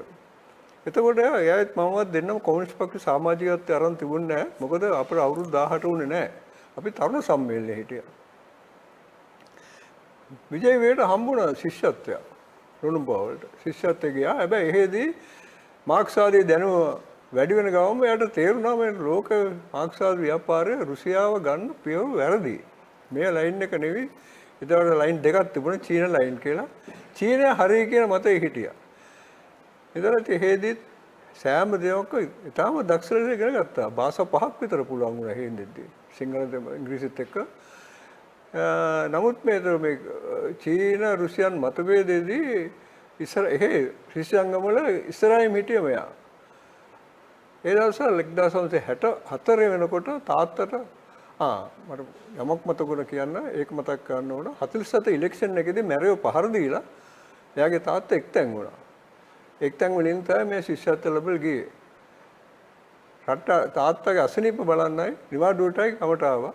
ආවන් පස්සේ ආපහු රුසියාවට යන්න වීසා දුන්නේ නැහැ. පීටර් කෙනවන් ඉදිරිපත් වෙලා ඒ වීසා එක කැන්සල් කරලා. පස්සේ මට මතකයි මමයි අපේ තාත්තයි බීවැතුරාවේ ගිහිල්ලා ડોක්ටර් වික්‍රමසිංහ හම්බුලා අපි කාරුණික ඉල්ලීමක් කරා මෙයාට යන්න දෙන්න මෙයාගේ අරමුණු පහදල් කරගන්න ඉඩ දෙන්න කියලා. ડોක්ටර් කිව්වා අත් වශයෙන් කෙලින්ම කිව්වා මේක පීටර්ගේ වැඩක්. මේ පීටර් වැඩක් හොඳයි මම කතා කරලා බලන්නම් කියලා. දවස් 4කට පස්සේ පණිවිඩයක් කිව්වා විජේවීරට කියන්න ඒ වැඩ අතහැරලා දාලා තමන් ගිය කාරණාව ඉෂ්ට කරගෙන ආපහු වෙන්න. හැබැයි ඉතින් ප්‍රකාශයක් දෙන්න එම්බසි එකට ඊට පස්සේ මේ වගේ වැඩ කරන්නේ මම මගේ ගෙනීම කරගෙන මතවලට විරුද්ධ වෙන්නේ නැහැ කියලා. මෑත් ඒ කතා කරා මිනිහ කො නැහැ මට දොස්තරකම් ඕනක් නැහැ මොකක්වත් ඕනේ නැහැ. මම මගේ ව්‍යාපාරෙම හරි මග මම යනවා කියලා. එනකොට අතවසම් කොමියුනිස්ට් පක්ෂයට තෙලවල දැම්ම චීන පිළින්. මොකද තනියම කල්පනා කර හිටියොත් දවස් ගානක් වෙනකොට අපි එයාගේ පුද්ගලික හිතවතුන් පිරිසත් එක්ක සාකච්ඡා කරලා නෑ අපි චීන ලයින් එක හරි ගන්න බෑ ෂන් ඉඩ දෙන්නේ නැහැ. අපි වෙනමම ව්‍යාපාරයක් ගෙනියන්න ඕනේ කියලා.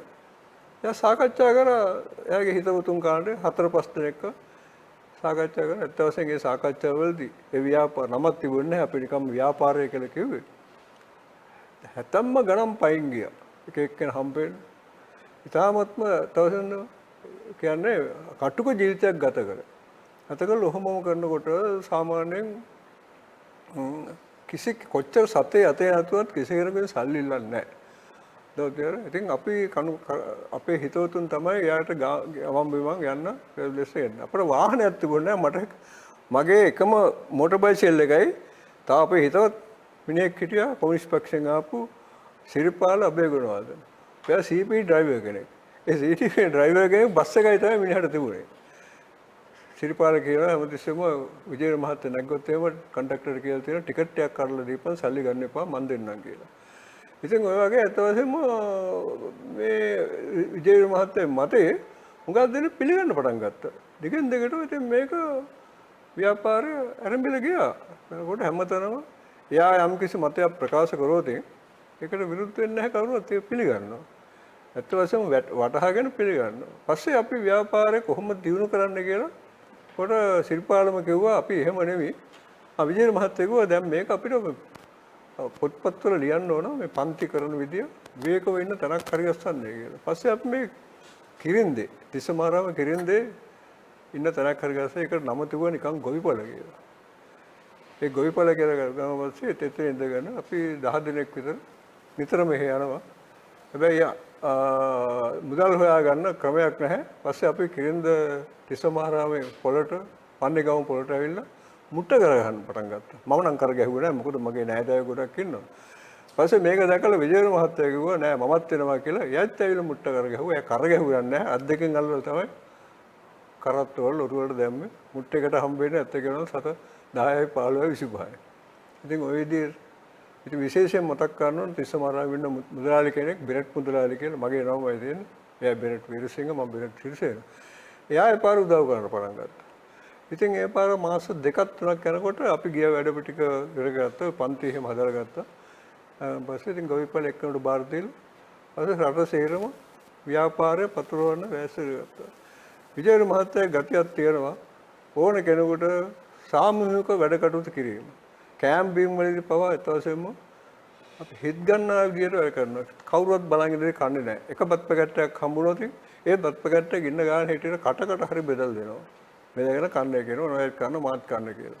ඔය වගේ ගෙදර ගියොත් ආරාධනා කරොත් මහත්තයා බත් කාලේ යන්න කියලා අනේ අම්මේ මට තනියම කන්න බෑ තවත් නෑ මහත්තයා බත් සපයන්නම් කාටවත් කියලා කාටවත් සපයනවා. එතකොට සදාචාරාත්මක ගතිගුණ පුරුදු කරා. තරයන්ට මේ ශාස්ත්‍රීය ගහන කාණ්ඩේ ගෙදරට විරුද්ධව අම්මලා තාත්තලාට විරුද්ධව ගිහිල්ලා සිගරට් බොනවා අරක්කු බොනවා කාණ්ඩේ. ඒ ළමාට යම් කිසි දෙයක් කියලා මේ ව්‍යාපාරය ගැන කියලා දීලා එගේම කියලා ඒගොල්ලෝ අරවයි මිදෙව්වා.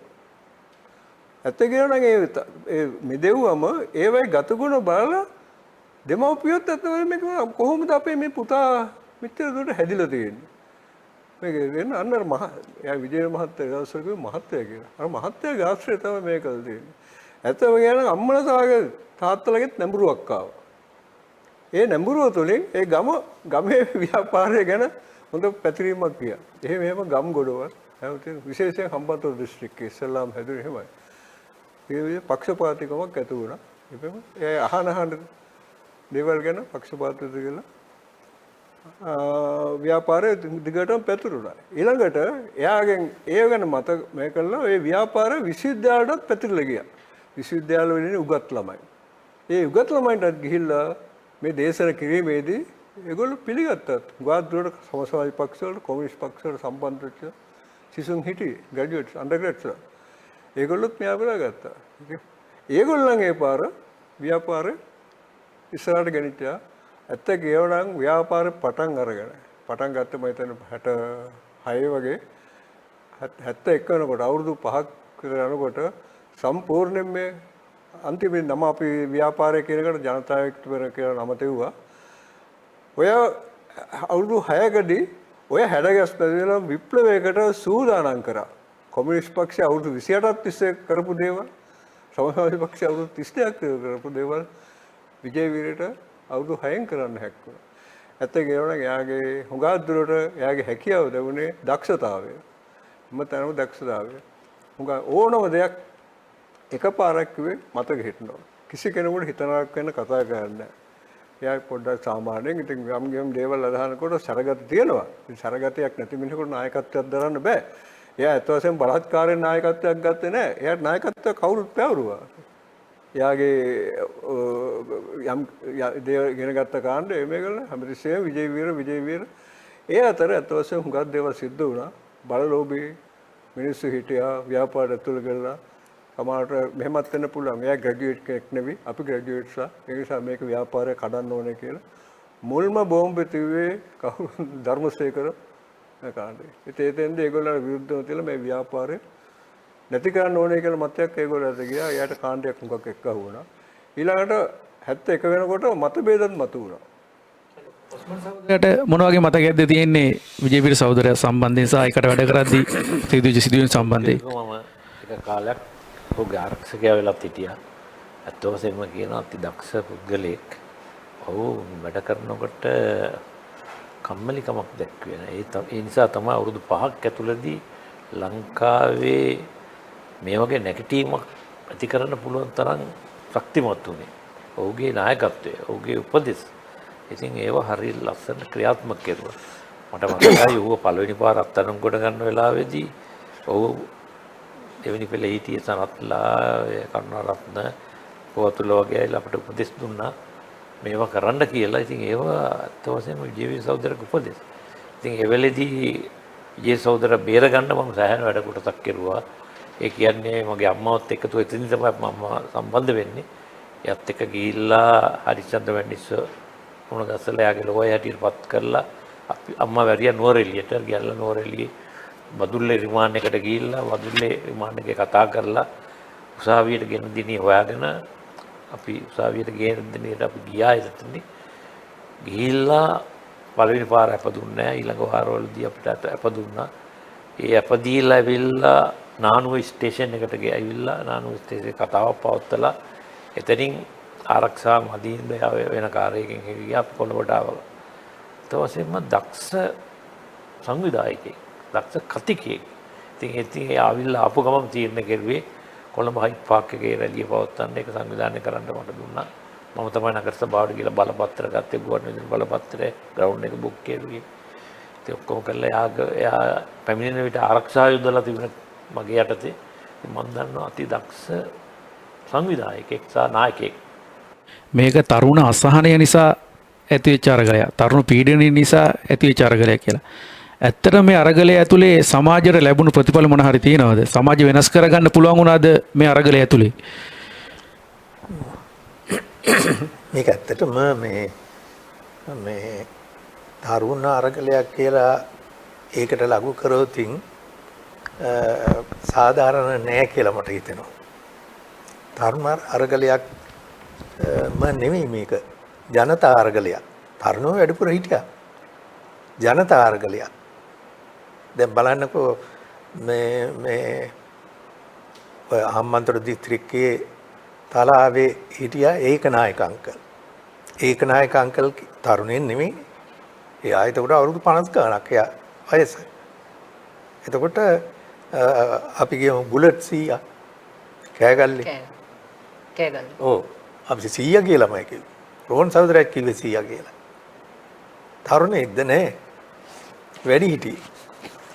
එතකොට ආයි අපි ගමු මේ ඉඩම් සංවර්ධන දෙපාර්තමේන්තුවේ වැඩ කරපු ධනවරිස් අයියා. වැඩි හිටියේ. ඒතර එහෙම අය ගොඩාක් හිටියා.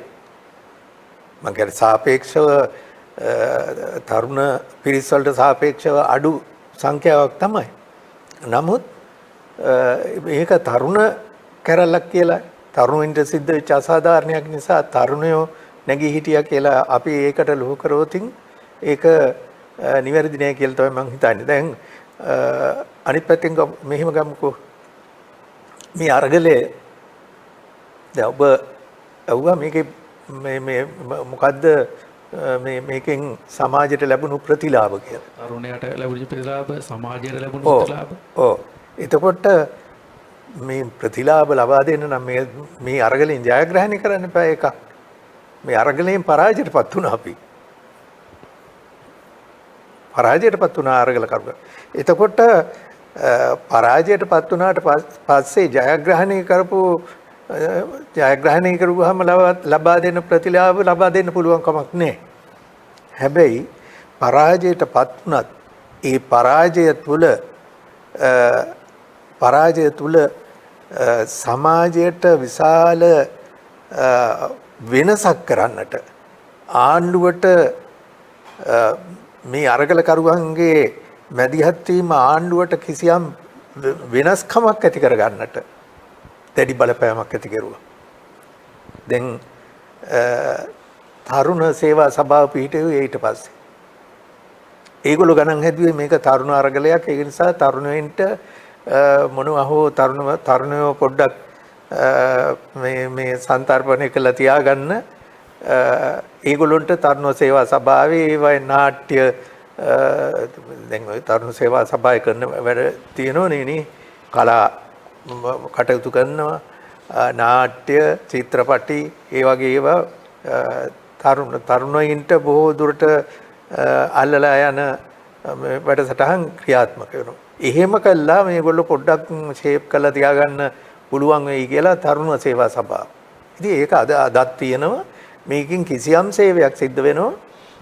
සමාජයට එවැනි බලපෑමක් කරගන්න පුළුවන්කම තිබුණා. අනිත් පැත්තෙන් ගත්තාම පොදු ඒගොල්ලොම සැලකිලිට ගත්තා මේක මේ තරුණයන්ගේම ප්‍රශ්නේ නෙමෙයි කියන එක සැලකිලිට ගත්ත නිසා තමයි ඉඩම් ප්‍රතිසංස්කරණය වගේ එකක් ගෙනාවේ. ඉඩම් ප්‍රතිසංස්කරණය. ඒතකොට තරුණයන්ට එක්කෝ ඉඩම් දීලා ඒගොල්ලෝ ගොවිතැනට උරු කරන්න මොකක් හරි එහෙම එකක්. එහෙම නැත්නම් මේ ඉඩම් ප්‍රතිසංස්කරණය තුළ තමන් ප්‍රගතිශීලීය කියලා රටට අඟවන්න පුළුවන් මේ වැඩ පිළිවෙල දියත් කරන්න ඒගොල්ලන්ට සිද්ධ වුණා.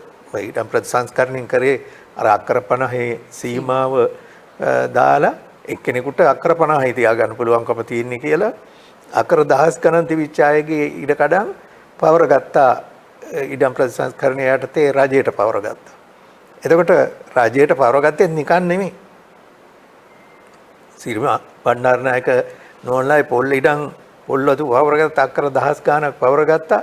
කනාටු වෙච්ච පොල් ගස් ඒවා මේ නොවටිනා ගානට තක්සේරු කරලා වන්දිත් දීලා. ඒ විතරක් නෙමෙයි ඒ වන්දි දීපු ඒ ගනුදෙනු වලදී කිසියම් ප්‍රමාණයක වංචාවක් සිද්ධ වුණා කියලා සමාජ මතයක් ගොඩනැගිලා තිබුණා. ඒ සමාජ මතය අපි බැලුවොත් මෙහෙම නමකුත් පටවැඳිලා තිබුණා සිරිමා බණ්ඩාරනායක නෝනට. නමකුත් බින්දුමති කියලා. මොකද මේකට දීපු චෙක් එකේ අගට බින්දුව එකතු කරලා චෙක් එකේ අගය වැඩි කරගත්තයි කියලා. ඒවා ඇත්තද නැත්තද කියලා අපි දන්නේ සමාජ මතයක් එහෙම ගොඩනැගිලා තිබුණා. එතකොට ඒක ඊට අමතරව ගත්තාම අපි මෙහෙම විශේෂයෙන්ම මේ අරගලි පරාජයටපත් වුණාට පස්සේ අපි දන්නවා මේ අපරාධ යුක්ති විනිශ්චය කොමිෂන් සභා පනත සම්මත කරගෙන ඒක පිළිබඳව අපිට ඉදිරියට කතා කරගන්න පුළුවන්. එහෙම සම්මත කරගෙන ඒකෙදී නඩු ගහනකොට පැමිණිලි කළා තිබුණේ කොහොමද? මහා රාජිනියගේ ආණ්ඩුව පෙරලා දැමීමට කුමන්ත්‍රණය කිරීම සහ අවියාවුද රැස් කිරීම. එහෙම කියලා. එතකොට මෙන්න මේකෙන් ඒගොල්ලන්ට ලැජ්ජාවටපත් වුණා. මොකද මහරජාණන් මෙහි ආණ්ඩුවට නෙමෙයි පහර දීලා තියෙන්නේ මේ මහරජාණන්ගේ ආණ්ඩුවට. ඒක නිසා ඒගොල්ලොන්ට සිද්ධ වුණා මේ ආණ්ඩුක්‍රම ව්‍යවස්ථා සංශෝධනයක් පවා කළා මේක ඉවත් කරගන්න. ජනරාජ්‍ය ව්‍යවස්ථාව හැදුනේ එහෙමයි. එතකොට අපි තවත් මේ සම්බන්ධයෙන් ඉදිරියේදී අපිට වෙලාව ලැබුණොත් පැහැදිලි කිරීම කරන්න පුළුවන්කම තියෙනවා. මම නන්දසීලි සහෝදරියගේ පැත්තට හැරෙනවා. දැන් නන්දසීලි සහෝදරිය තරුණියක් විදිහට මේ අරගලයට සම්බන්ධ වෙන්නේ. ඇත්තරම අවිගත් නැගටීමක් එක්ක සම්බන්ධ වෙන්න සහෝදරියට බලපෑපු හේතුව මොකද්ද? මොකද්ද තිබ්බ සම්බන්ධතාවය? මොකද්ද තිබ්බ හේතුව? සහ මේ අරගලය ඇතුලේ සහෝදරිය බලාපොරොත්තු වෙච්ච කාන්තා විමුක්තිය මේ ව්‍යාපාරය ඇතුලේ තිබුණාද? ඔව් දැන් මම මෙහෙම කියනවා නම් මම 91 අරගලේ සිද්ධ වෙන අවස්ථාවේ මම හිටියේ විශ්වවිද්‍යාල උපාධියක් අපේක්ෂාවෙන්. හැබැයි මට තේරිච්ච එක දෙයක් තමයි ජනතා විමුක්ති පෙරමුණ විසින් පවත්වපු දේශපාලන සාකච්ඡා තුළින් දුන්න අවබෝධය අපට උපාධි 10ක් ලැබලවත් ලබා ගන්න හම්බෙන්නේ. ඒ අපි හැම උපාධියකින්ම විශේෂ පිළිබඳ යම්කිසි අධ්‍යයනයක් කරාට සමාජය පිළිබඳ පුළුල් විග්‍රහයක් ඒ පිළිබඳව ඒ තුල ඇතිවන ගැටලු ඒවට දෙන්න ඕනේ ප්‍රායෝගික විසඳුම් නිවැරදි විසඳුම් එහිදී සමාජය සංවිධානය කරන්න ඕනි විදිහ ඒ සියලු දේවල් පිළිබඳ පුළුල් අවබෝධයක් දැනුමක් මේ ජනතා යන්ත්‍රණයෙන් කරපු සාකච්ඡා වලින් අපිට ලැබුණා. ඒ වගේම තව විශේෂ දෙයක් කියන්න ඕනේ ජනතා යන්ත්‍රණයට සම්බන්ධ වෙලා හිටපු සහෝදරවරු අතර තිබුණේ පුදුම අල්පේච්ඡ ගති. ඒ වගේම හොඳ විනයක් තිබුණා. අද මේ වෙනකොට සමාජයේ හැමතැනම පන්සල් පල්ලි පිහිටෝලා බුදු පිළිම තියලා බණ දේශනා කරලා කොච්චර මහන්සි වුණත් අපට බැරි වෙලා තියෙනවා පිළිගන්න ඕනේ මේ රටේ පංචශීලයේ නැත්නම් සිල්පද පහ රකින්න සමාජයක් බිහි කරන්න.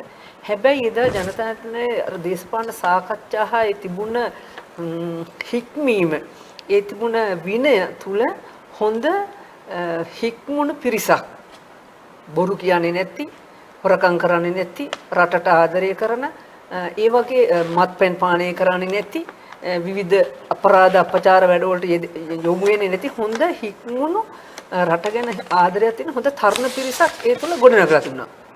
ඒතකොට ඒ නිසාම දැන් අද බලන්න අද සමාජයේ කාන්තාවකට රාත්‍රියේ නෙමෙයි දවාලෙවත් කොහේ හරි තැනක තනි වෙලා ඉන්න පුළුවන්කමක් තිබුණ නැහැ. පුළුවන්කමක් නැහැ. එයාට මොන වගේ අතවරයකට මුණ පාණ්ඩ විද්දන්නේ. හැබැයි අපට ජනතාවගේ සහෝදරුත් එක්ක එක සහෝදරියකට සහෝදරු 100ක් එක්ක වුණත් දිනයක් නෙමෙයි දින ගණනාවක් රාත්‍රී ගණනාවක් වුණත් කිසිම උපද්‍රවයකින් තොරව අපට ඉන්න පුළුවන් කියන විශ්වාසය ඇතුව ඒගොල්ලන් හොඳ විනයකට යටත් වෙලා ඒ සංවිධානය තුල හැදුනේ බිහි වුණේ. ඒක නිසා ඒ වගේ හොඳ විනයක් තිබුණා. ඒතර මෙන්න මේ කරුණු කාරණා උඩ අපිට විශ්වාසයක් තිබුණා මට විශ්වාසයක් තිබුණා මේ ජනතා යන්ත්‍රණයට සම්බන්ධ වෙන්න බයක් හරි. ඒ සම්බන්ධයෙන් ඇති වෙන ඕනෑම අරගලයට මැදිහත් වෙන්න හරි. එහෙම බයක් තිබුණේ මොකද හොඳ උසස් පරමාර්ථයක් වෙනුවෙන් අපේ ජීවිතේ ගියාට කමක් නැහැ කියන අවබෝධය ඒ විශ්වාසය මට තහවුරු වෙලා තිබුණා. මම හිතනවා පක්ෂයට සම්බන්ධ වෙච්ච හැම කෙනාම මේ පස්සෙන් අරගලයටවත් අපි සම්බන්ධ වෙන්නේ ඒ වගේ අරමුණක් ඇතුව. අපිට පෞද්ගලිකව යමක් දිනා ගන්න හෝ යම් තාන්නමානයක් ලබා ගන්නවට වඩා සමාජයේ පුළුල්ව පැතිරලා තියෙන ප්‍රශ්න ගැන අවබෝධයක් එක්ක ඒ ප්‍රශ්න වලට විසුමක් දුමක් දෙන්න මගේ ජීවිතේ කැප කරලා හරි කමන්නේ මං සූදානම් කියන විශ්වාසය ඒ තහවුරුව අපට පක්ෂය තුලින් ලැබුණා. ඒ නිසා තමයි අපි පස්සෙන්දා අරගලයට සම්බන්ධ වුණේ. ඒතර කාන්තා විමුක්තිය සම්බන්ධයෙන් කතා කරද්දී අපි දන්නවා කාන්තාවන්ට මේ සමාජය තුල වෙනමම අමුතුවෙන් වෙනම අයිතිවාසිකම් ලබා ගන්න කාන්තාව විදිහට සංවිධානය වුණයි කියලා අපිට තේරෙනවා යථාර්ථයක් කරගන්න බෑ. මොකද සමාජයේ කාන්තා පිරිමි ભેදකින් තොරවම මේ සමාජ ක්‍රමය තුළ අපි හැමෝම පීඩාවට ලක් වෙනවා. ඒ නිසා මේ පොදු පීඩණයට එරෙහිව සාමූහික අරගලයක නැත්නම් සාමූහික ප්‍රයත්නයක ප්‍රතිඵලයක් විදිහට තමයි අපිටත් කාන්තා විමුක්තිය කියන එක ඒ තුළ ලබා ගන්න පුළුවන්. ඒ නිසා එතෙන්දී ඇත්තටම සමාජවාදයේ තුල අදට වඩා කාන්තාවට හොඳ ජීවිතයක්, පහසු ජීවිතයක්, වගකීම් තමන්ගේ වටිනාකමට අදාළ වගකීම් ලැබෙන. ඒ වගේම අද මේ වෙනකොට පෞල් සංස්ථාවෙන් වෙනස් සමාජ වටපිටාවලින් අපිව මිරිකිලා තියෙන ඒ පීඩණයෙන් තොර සමාජයක් ජීවිතයක් ලබා ගන්න පුළුවන් වෙයි කියන විශ්වාසය අපිට ඒ තුල තිබුණා.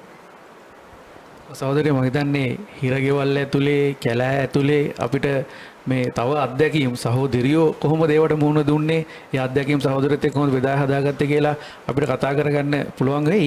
මම හිතන්නේ ඒ සඳහා අපි ඉඩක් තියාගෙන මම යන ඔස්මන් සහෝදරයාගේ පැත්තට සහෝදරයා දැන් මේ 71 අරගලයේ මර්ධනය කරන්න ලෝකේ රටවල් 14කින් ආධාර හම්බ වෙනවා කියලා අපි අහලා තියෙනවා.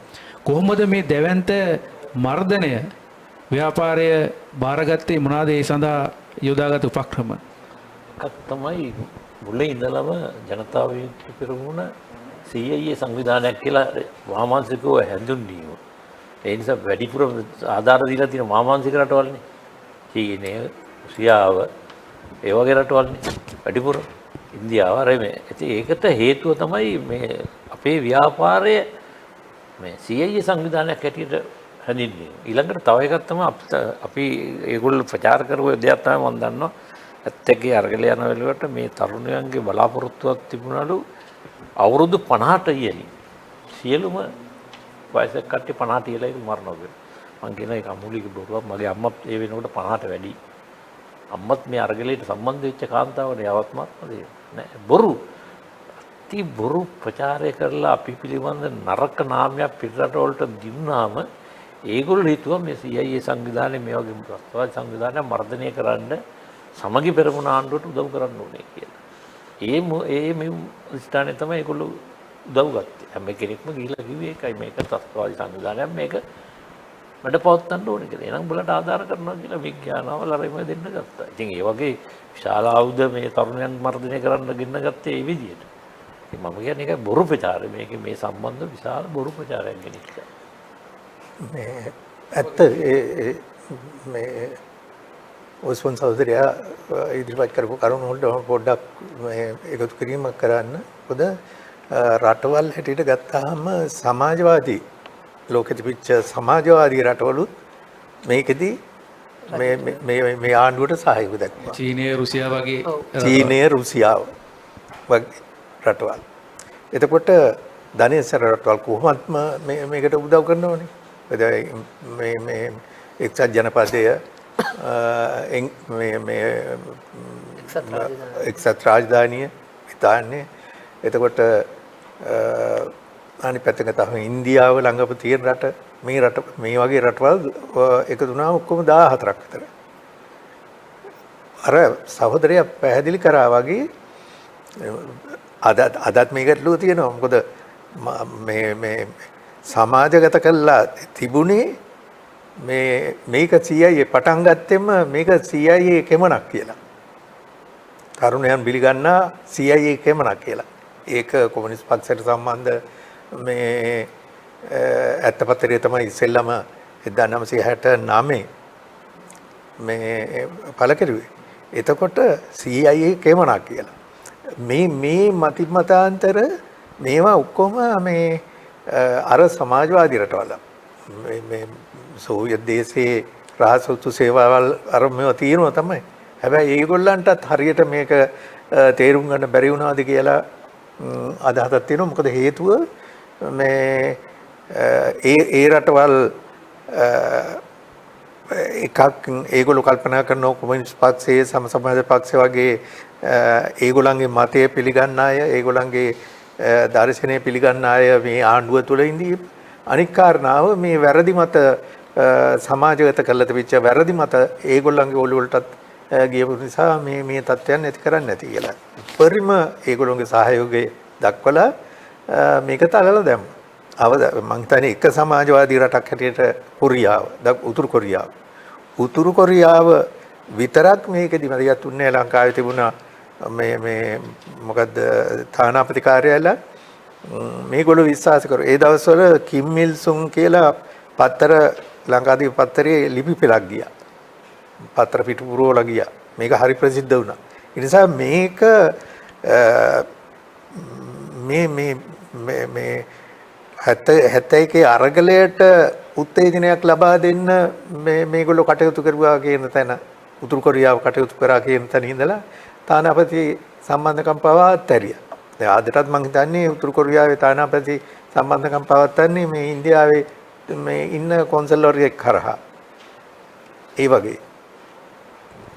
වගේම අරගලයට එරෙහිව කරපු මේ අවලාද පිළිබඳව ඒ කියන්නේ බොරු මත සම්බන්ධයෙන් සහෝදරවරුන්ට මත තියෙන අදහස හරි පැහැදිලි මේ දැන් 71 අරගලයට සම්බන්ධ මේ පිටි ගහලයි කියලා තමයි දවස්වල මේ ප්‍රචාරය කරේ. ඉතින් රජයෙන් ඒ වගේ අර සාමාන්‍යයෙන් විශාල දේශපාලන අවබෝධයක් මේ පිළිබඳව යථාර්ථය නොදන්න විශාල ජනතාවක් රවට්ටන්න ඒ වගේ බොරු මත පැතිරීම ඊළඟට UNP-ගේ වලිගයක් කියලා කිව්වා. එතකොට වයසක අය මේකෙන් ප්‍රතික්ෂේප කරවන්න ඕන නිසා අර සහෝදරයෙක් වගේ වයසක උදවිය මරනවා.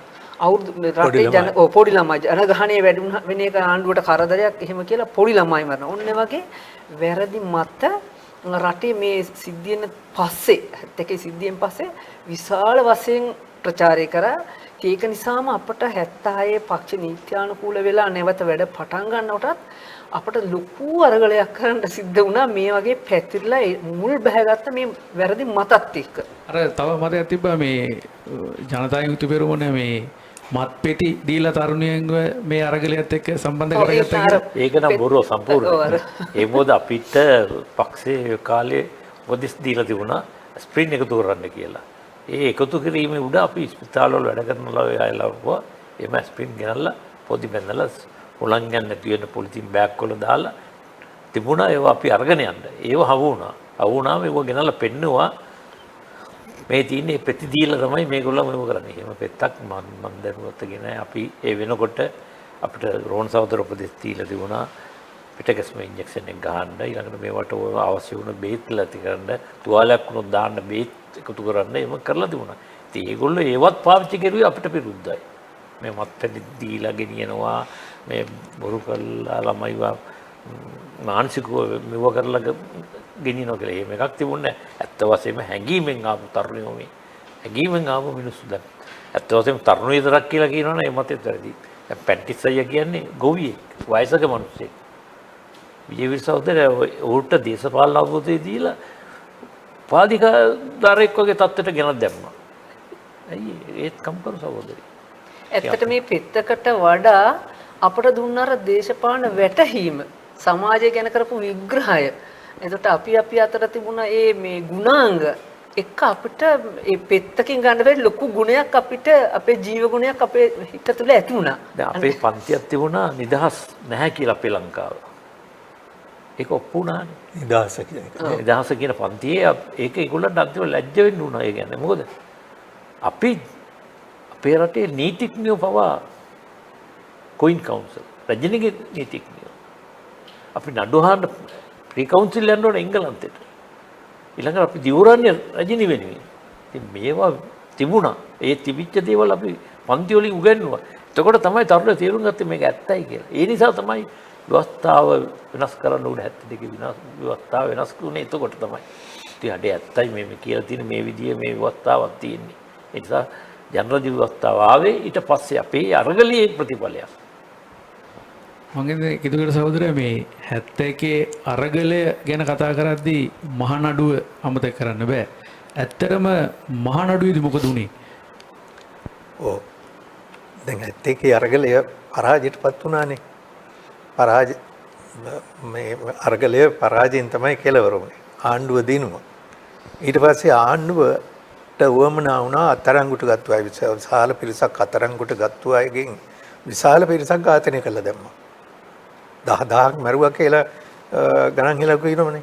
20000ක් හිරගත කෙරුවා 10000ක් මැරුවා. මේ 10000 ඇතුලේ අත්අඩංගුවට අරගෙන මේක නීති විරෝධී. අත්අඩංගුවට අරගෙන ඝාතනය කරන්න බෑ. එහෙම ඝාතනය කරා. ඝාතනය කළා ඉතුරු වෙච්ච පිරිසට කොහොමද කල්ැතුව අත්අඩංගුවටපත් වුණා රෝහණ විජේවීර සහෝදරයා. මාර්තු 12 වෙනිදා 71. එතකොට මට මතකයි මම මේ විද්‍යාර්ථී විශ්වවිද්‍යාල සංඝාරාමයේ ඉද්දී කලින් දවසේ හැන්දෑවේ ඇවිල්ලා මාව මේ කියන්නේ මේ සංඝාරාමයට ඇවිල්ලා සංඝාරාමයේ හිටපු සහෝදරු මේ එක කතා බහ කළා මා එක්කත් කතා කළා රෝහණ සහෝදරයා කිව්වා දැන් මේ සාකච්ඡා ගණනාවක් තියාගෙන එන්නේ මොකද මේ ලොකු වතුල්ලා කරන වැඩේ ලොකු වතුල්ලා එතකොට ඇතුලේ කුමන්ත්‍රකාරී වැඩ කොටසක් කරමින් හිටියා ලොකු වතුල්ලා කරන වැඩෙන් සම්පූර්ණ අවුල් වෙගෙන යන්නේ මම මේ දිගටම සාකච්ඡා කරමින් එන්නේ හෙට අම්පාර යන්න ඕන කියලා අම්පාරේ ගිහිල්ලා අම්පාරේ තමයි අත්අඩංගුවටපත් වුනේ. එතකොට මේකෙදි ඒ රෝහණ සහෝදරයා වගේ අත්අඩංගුවට ගත්තු අය මරලා දාන්න බැරි අය මොකද ප්‍රශ්නයක් එනෝනේ අත්අඩංගුවට අරගෙන ප්‍රසිද්ධියටපත් වුණාට පස්සේ මරලා දැම්මොත් ප්‍රශ්නයක් එනවා. ඒ නිසා එහෙම ඝාතනය කරේ නැතුව ඉතුරු වෙච්ච ටිකට සහෝදරිත් ඇතුළු ඔස්මන් සහෝදරයා තවත් ඒ වගේ විශාල පිරිසක්. ඒ නඩුව ගැන කියනවා නම් මෙහෙමයි. ඉතින් ඒ නඩුව සම්පූර්ණයෙන් ලංකාවේ මෙතෙක් හැම කෙනෙක්ම පිළිගන්නවා මේක වස්සා විරෝධී පනතක් කියලා. ඒක අපරාධ යුක්ති කොමිෂන් සභාව පනත කියලා තමයි මේ දැම්මේ. ඉතින් මේක නඩුව පටන් ගන්නකොටම අපෙන් ඇහුවා වැඩිකාරයක්ද නිවැරදිකාරයක්ද කියලා. එතකොට අපි ඔක්කොම එකාඩින් කියා හිටියා වැඩිකාරයා කියන්නේත් නැහැ නිවැරදිකාරයා කියන්නේත් නැහැ කියලා ඉස්සත් දෙනවා. ඒකට තර්ජනය කරුවා අපිට. ඒත් අපි ඒ තර්ජන වලට බය වුණේ නැහැ. ඊට පස්සේ අපි ඉල්ලීමක් කෙරුවා මේක නීත්‍යානුකූලද කියලා තරක් කරන්න මේ අපරාධ කොමිෂන් සභාව තුළ දීලා දෙන්න කියලා. ඔව් මම ওই කාරණාව තමයි මම පැහැදිලි කරන්නේ. එතකොට ඒක කරන්න ඒගොල්ලෝ බය වුණා මේක. ජාත්‍යන්තර යනවනේ. ඒ වුණත් ටිකකට ඉර දුන්නා නඩේෂන් මහත්තයටයි තම්පු මහත්තයට. තම්පු මහත්තයලා ඒව ඉදිරිපත් කරන් යනකොට දැනගත්තා මේක ජාත්‍යන්තර යන වැඩක් කියලා. ඒගොල්ලන්ට කිව්වා බලව ලිඛිතව අපිට දීපල්ලා අපි ඒක පස්ස සලකා බලන්න මේක නීතියානුකූලව නැද්ද කියලා.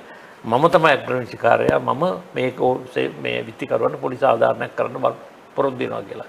ඒ පාරේ තමයි ආපහු නඩුව ගෙනල්ලා පළවෙනි සාක්ෂිකරුවක් වශයෙන් ගෙනාවු සෝවිත හම්දුරන්ගේ සම්පූර්ණ සාක්ෂි බොරු සාක්ෂියක් ඇටියට ගෙනාවා. ඒකට බොරු සාක්ෂියක් වුණාම සාමාන්‍ය උසාවියේදී නඩුව අවශ්‍ය නැතිනම් ඒක කියලා යාව සද්දනකල් බස්සලා ඒක වෙන එක්කෙනෙක්ද.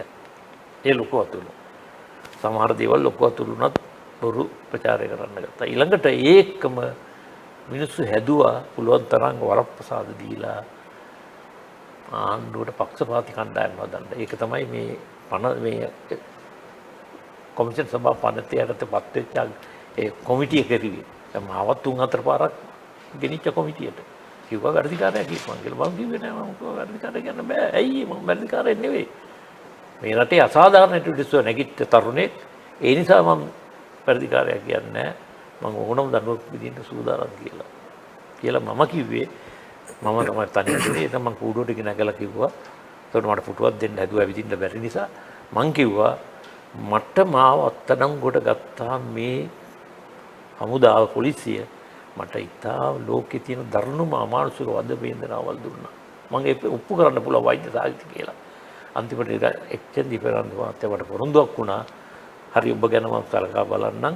දැන් මේ කූඩු ඉඳලා කරන ප්‍රකාශ නවත්තා. ඉතින් ඒ වගේ දේවල් නවත්තලා තමයි නඩු තීන්දුව දුන්නේ.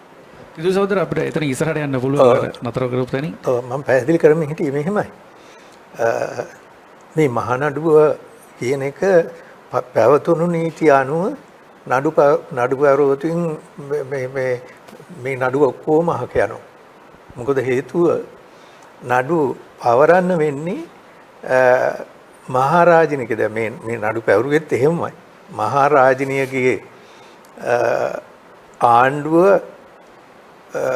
මහරජිනියගේ ආණ්ඩුව පෙරලා දැමීම සඳහා කුමන්ත්‍රණය කිරීම සහ අවියාවුද එක්රැස් කිරීම. ඒතර මේක තමයි චෝදනාව. මේ චෝදනාව සාමාන්‍ය උසාවියට ඉදිරිපත් කරා නම් සාමාන්‍ය උසාවියේදී මේ නඩු ටික ඔක්කොම මේගොල්ලන්ට නීතිවේදීන් උපදෙස් දුන්නා මේ උසාවිය වලට මේක දාන්න එපා කියලා. පවතින උසාවිය වලට දාන්න එපා කියලා. ඒ නිසා මේ අය නිකන් අතාරින්න පුළුවන් කමකුත් නැහැ. මේ කොහොම හරි දඬුවම් කරන්න ඕනේ. ඒක නිසා ඒගොල්ලෝ කල්පනා කරා වෙනම නීතියක්. ඒ නීතිය තමයි අපරාධ යුක්ති විනිශ්චය කොමිෂන් සභාව පනත. ඒ පනත ගෙනහලා සම්මත කරගත්තා. 3-2 බලය තිබුණනේ ඒගොල්ලන්ට. පනත ගෙනහලා සම්මත කරගත්තා. ඒ පනත කාරණාවල් දෙකකටයි. එකක් දේශපාලන සිරකරුවන් සම්බන්ධයෙන් අනිත් කාරණාව තමයි විදේශ විනිමය වංචාකරුවන් සම්බන්ධයෙන්. මේ දෙගොල්ලටම නඩු පැවරුවේ අර යටතේ. මොකද මම ඒ කාරණාව විදේශ විනිමය මේ වරදකරුවන්ට නඩු පැවරුවේ මේ යටතේ කියලා කිව්වේ. මොකද ඊට පස්සේ කාලෙකදී රෝහණ විජේවීර සහෝදරයා නිදහස් වෙන්නත් හේතු වුණේ මොකද පනත අහෝසි කරා. පනත අහෝසි කරේ මොකද මේගොල්ලෝ නිදහස් කරන්න ඕන නිසා පනත අහෝසි කරුවා නෙමෙයි. ඇත්තටම පනත අහෝසි කරුවේ ඒගොල්ලෝ ඒ කියන්නේ ජයාජවදන පොරොන්දු වුණා මැතිවරණ පොරොන්දුවක් හැටියට පොරොන්දු වුණා මේ තහාලා මුක්තාර්ලා විදේශ විනිමය වංචා කරපු අය ඒගොල්ලන්ගේ සල්ලි අරගෙන මැතිවරණ වලදී වියදම් කරමින් මැතිවරණට වියදම් කරමින් පොරොන්දුවක් දුන්නා අපි බලයට ආවතින් ඕගොල්ලෝ නිදහස් කරනවා කියලා. නිදහස් කරන්න පුළුවන්කම තියෙන්නේ වෙනම මේගොල්ලෝ නිදහස් කරන්න බෑ පනත අහෝසි කිරීමෙන් විතරයි. පනත අහෝසි කරලා මේගොල්ලෝ නිදහස් කරනකොට ස්වයංක්‍රීයවම අරගොල්ලොත් නිදහස් කරන්න වුණා විජේවීර සහෝදරයා ඇතුළු ඒ පනත යටතේ නඩු පවුල මේ දනුවම් කරලා හිටපු අය. මේක තමයි ඇතිවෙච්ච තත්ත්වය. එතකොට මේකදී අපි දැකපු දෙයක් තමයි CJC එකදී දැකපු මහා නඩුව කියන්නේ මේ ප්‍රශ්න කරුවේ ඒ මහා නඩුවේ 41 දෙනෙක් හිටියා මේ චුදිතයෝ 41 දෙනයි. මේ 41 දෙනාගෙන් ඇත්තටම 14යි පක්ෂ ස්ථාවරයේ ඉඳගෙන විජේවීර සහෝදරයාගේ ස්ථාවරයේ ඉඳගෙන කටයුතු කරුවේ 14ක් දෙනෙක්.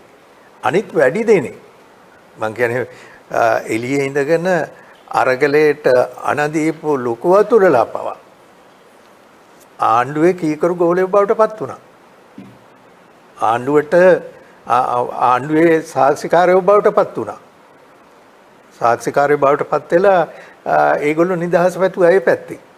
ඒ විතරක් නෙවෙයි තවත් විශාල පිරිසක් ඒ වගේ මං කියන්නේ මේ 41 දෙනාගෙන් වැඩි දෙනෙක් ඒ තත්ත්වයටපත් වුණා. පොඩි අතුල ඒ වගේ අය පොඩි අතුලත් ඒ වගේ තමයි. ඒතර මම මේ කියන්න අදහස් කරුවේ මේකට නායකත්වය දීපු අය පවා මේ CJC එකේදී අපරාධ යුක්ත විනිශ්චය කොමිෂන් සභාවේදී ඒගොල්ලෝ මානසිකව ඇද වැටුණා. ඒගොල්ලෝ ධනපති ආණ්ඩුවට යට වුණා. යට වෙලා ඔක්කොම මං කියන්නේ ඒගොල්ලෝ තීන්දුව අරගෙන ඒගොල්ලෝ දැනුම් දීලා රට පුරා තියෙන දිස්ත්‍රික්කවල අය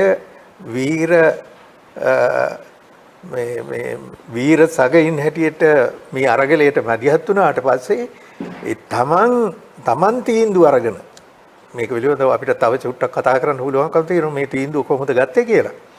තමන් තීන්දුව කළා මේ සටනට වස්සපු මිනිස්සු අවසානයේදී පාවා දීලා තමන් ගැන විතරක් කල්පනා කළා ආණ්ඩුවේ සාක්ෂිකාරීන් බවට පත් වුණා. හැබැයි විජේවීර සහෝදරයා මෙතෙන්දී අපි දකින්නේ සැබෑ නායකයෙක් හැටියට අපි දකින්නේ විජේවීර සහෝදරයා නෙමෙයි මේ සම්බන්ධයෙන් මේ 71 අරගලය සම්බන්ධයෙන් තීන්දුව ගත්තේ. මොකද මාර්තු 12 වෙනිදා අත්අඩංගුවට පත් වුණාට පස්සේ යාපනයේ බන්ධනාගාරي තමයි ගෙනහිල්ලා නවත්තලා තිබුණේ. යාපනයේ නේ ඔස්මන් සහෝදරව. නමුත් යාපනයේ බන්ධනාගාරයේ ඉද්දී මේ තීන්දුව අරගන්නව මේගොල්ලෝ. කවුද? ලොකු අතුලලා. ලොකු අතුල සහ ලොකු අතුලට පක්ෂපාතී කීප දෙනෙක් එකතු වෙලා නායකත්වයේ හිටපු කීප දෙනෙක් එකතු වෙලා තීන්දුව අරගන්නවා. තීන්දුව අරගෙන අප්‍රේල් 2 සංඝාරාමයේ තිබුණයි කියන සාකච්ඡාව තියන්නේ විජේවීර සහෝදරයා එක්ක හිටපු ඒ විජේවීර සහෝදරයාට පක්ෂපාතී අනිත් කීප දෙනාට මේගොල්ලෝ ගත්තු තීන්දුව කලින් එහෙම ගත්තා කියලා නොදැනෙන්න ඒ තීන්දුව මේගොල්ලන්ගේ පිටපටවන්න තමයි. අප්‍රේල් 2 සංඝාරාමේ රැස්ුනේ 9 දින දුවද රැස්ුණා. ඒ 9 දින රැස්ුනේ ඒකට. එතකොට මේකෙදී වැදගත් කාරණාවක් තියෙනවා. මොකද ඔස්මන් සහෝදරයාගේ මෑණියන් සීලවතී සිල්ලා සහෝදරී මේ සහෝදරී යාපනයේ යනවා විජේවීර සහෝදරයා බලන්න. මොකද යන්නේ මෙහෙමයි. බලන්න දෙන්නේ විජේවීර සහෝදරයාව විසිට් කරන්න දෙන්නේ ලී ඥාතීන්ට විතරයි. විජේවීර සහෝදරයාගේ මෑණියන්දා යවන්න පුළුවන්. එයාට යන්න පුළුවන්. හැබැයි ගියාට මේ දේශපාලන කාරණා බරෙන් කතා කරන්න බෑ. ඒ පණිවිඩ ඒ බරෙන් ගේන්න බෑ. ඒක නිසා පක්ෂේ තීන්දුව කරුවා මේ සීලවතී සිල්ලා සහෝදරී අර විජේවීර සහෝදරයාගේ මෑණියන්ගේ නංගි හැටියට විජේවීර සහෝදරයාගේ පුංචි අම්මා හැටියට යවන්න. මේ දෙන්න තමයි ගියේ. මේ දෙන්න ගිහිල්ලා විසිට් එක පෙන්නන වෙලාවේ එතකොට CID එකෙන් එතන ඉන්නවා මේ බන්ධනාගාර නිලධාරීන් ඉන්නවා තවත් අය ඉන්නවා. ඒ අය අතරේ කොහොම හරි මේ කියන්න ඕන පණිවිඩය කියලා ඒකට උත්තරේ අරගෙන ඉන්නත් ඕන. ඉඩ කඩ එන වෙලාවක් බලලා දැන් විජේවීර සහෝදරයා අම්මා කතා කරන පුද්ගලික දේවල් ඒ අතරේ පොඩි ඉඩක් ආපු හැටි සීලවන්ත සහෝදරයා කතා කියනවා සහෝදරයා මේ ලොකු අතුල කිව්වා මේ මාර්ධනීය දරුණුයි පාර දෙන්නද එපාද. එතකොට මේ රෝහණ සහෝදරයා මේ සාකච්ඡාවේදී පොඩි ඉඩක් ලැබිච්ච වෙලාවේ කියනවා පහර දෙන්න පසුබිමක් නැහැ සම්පත් බේරගෙන පහුබහින්. මේක තමයි රෝහණ සහෝදරයා දෙන මේකට දෙන උත්තරේ. එතකොට පහර දෙන්න එපා පහර දෙන්න සුසුසු තත්ත්වයක් නැහැ සම්පත් ආරක්ෂා කරගෙන පහුබහින් කියලා. එතකොට මේ පණිවිඩය මෙහෙමම ගෙනහල්ලා ලොකුවතුලට කියනවා මේ සීලවන්ත සහෝදරිය ලොකුවතුලට කිව්වා කියලා ඒ සහෝදරියගේ කැසට් පටියක් තිබුණා ඒ කැසට් පටිය මම අහලා තියෙනවා දැනට මාගාව ඒක නෑ ඇත්තටම ඒක කවුරු හරි දීපු කෙනෙක් ආපහු දුන්නේ නෑ මට ඊට පස්සේ පත්තර වලට ප්‍රකාශයන් කළා ඒ සහෝදරි ජීවතුන් අතර ඉදි දැන් ජීවතුන් අතර නෑ ඇත්තටම ඒ සහෝදරිය ගැන කියන්න ඕන අර මැක්සිම් ගෝර්කිගේ අම්මා පොතේ ඉන්න අම්මා වගේ අම්මා කෙනෙක් තමයි මේ අම්මා. මොකද අර සහෝදරිය කිව්වා 63 දෙනා සීදුවේ අධ්‍යාපන කඳවුරක් වඩලා තරංගුට ගත්තායි කියලා ඒ වෙලාවේ යන්න බෑ කිසි කෙනෙකුට. මහින්ද විජේසේකරයි මමයි ඔස්මන් සහෝදරලායි අම්මයි අපි 3 දෙනා තමයි අරගොල්ල බලන්න ගියේ. මේගම බන්දරංගාරට ගිහිල්ලා බල මං කියන්නේ ඒ වගේ මේ මරණය අතේ තියාගෙන මේ වැඩේට මැදිහත් වෙච්ච සහෝදරියා. එතකොට ඒ සහෝදරිය කියනවා මම මට කියපු මෙන්න මේක තමයි මට කියපු පණිවිඩය මං ඒ පණිවිඩය ගෙනහලා දුන්නා කියලා. හැබැයි ලොකුවතුල මොකද කියන්නේ? ලොකුවතුල අර නම දෙනාගේ කණ්ඩායමට කියනවා රෝහණ සහෝදරයටත් එයාගේ අදහස සම්බන්ධයෙන් මේ කියන්න කියලා පණිවිඩය ඇව්වා. රෝහණ සහෝදරයත් කියලා තියෙන පහර දෙන්න කියලා. ඊගාවට පහර දෙන්න විතරක් නෙමෙයි ඒගොල්ලෝ රෝහණ සහෝදරයව බේරගන්න 500ක කණ්ඩායමක් යාපනයට එවන්න කියලා. 500ක කණ්ඩායමක් යාපනයට එවන්න කියලා පණිවිඩය වල තියෙනවා කියලා තමයි මේ අර නම දෙනාගේ කණ්ඩායමට දෙවෙනිදා රැස් වෙච්ච කණ්ඩායමට කියලා තියෙනවා. එහෙම කියලා මේ අප්‍රේල් 5 ප්‍රහාරය සැලසුම් කරපු ඒකේ නායකයා වෙච්ච ලොකුවතුල පවා අන්තිමට ධනපති ආණ්ඩුවේ සොරතුළුම් බවට පත් වුණා. මේක තමයි ඇති වෙච්ච තත්ත්වය. මම කියන්නේ මේ ඔය මහානඩුවේ අනිත් මේ කාරණාව තමයි මේ සමාජවාදී පක්ෂ ආණ්ඩුවේ තිබුණානේ. CJC එක සම්මත කරගන්න පාර්ලිමේන්තුවේ 3/2 බලෙන් සම්මත කරගන්න ඕන සම්මත කරගන්න උවමනා කරන ඡන්ද ඔය වමේ පක්ෂවල අයත් දුන්නා. එහෙම තත්ත්වයක් තමයි මේ තිබුණේ.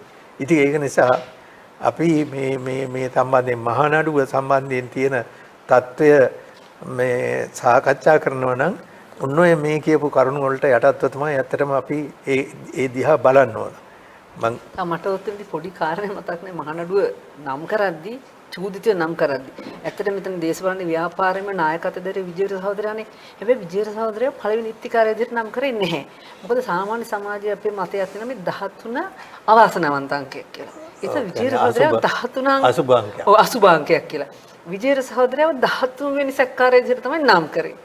ඒ වගේම තව එකක් රජයේ පැත්තෙන් ලොකු දේශපාලන අරමුණක් අරගෙන ගියා මේ අධ්‍යක්ීම් නැති දේශපාලන අවබෝධය අඩු හිරගත වෙලා ඉන්න සහ එළියේ ඉන්න හැව මානසික වශයෙන් වට්ටල ජීවගුණේ නැති කළා නැවත මේ වගේ ව්‍යාපාරයක් නැවත නැගිටීම අහෝසි කරන්න හෝ පස්සට දාන්න විවර්ත කරන්න අර පක්ෂේ නායකයෝ කියන කණ්ඩායම සබ්දේ සාක්ෂිකාරය විදිහට එතෙන්දි යොදවගෙන ඉවතුලින් අර අරමුණ ඉෂ්ට කරගන්න රජය බලාපොරොත්තු වුණා මහඩ ඒක සෑහෙන්න සාර්ථකත් වුණා අසාර්ථක වුණා නෙවෙයි සාධනෙට සාර්ථකත් වුණා ඒක නිසා මේ ඒ වගේම දීර්ඝ කාලයක් ඒ පක්ෂෙත් එක්ක රැඳිලා හිටපු ඒවා දීර්ඝ කාලයක් නඩු නැතුව අවුරුදු 4-5 රඳවගෙන හිටියා මානසික වශයෙන් වටන්න මේ කියන්නේ විප්ලවය පිළිබඳ සමාජවාදය ගැන විශ්වාසය බිඳින්න.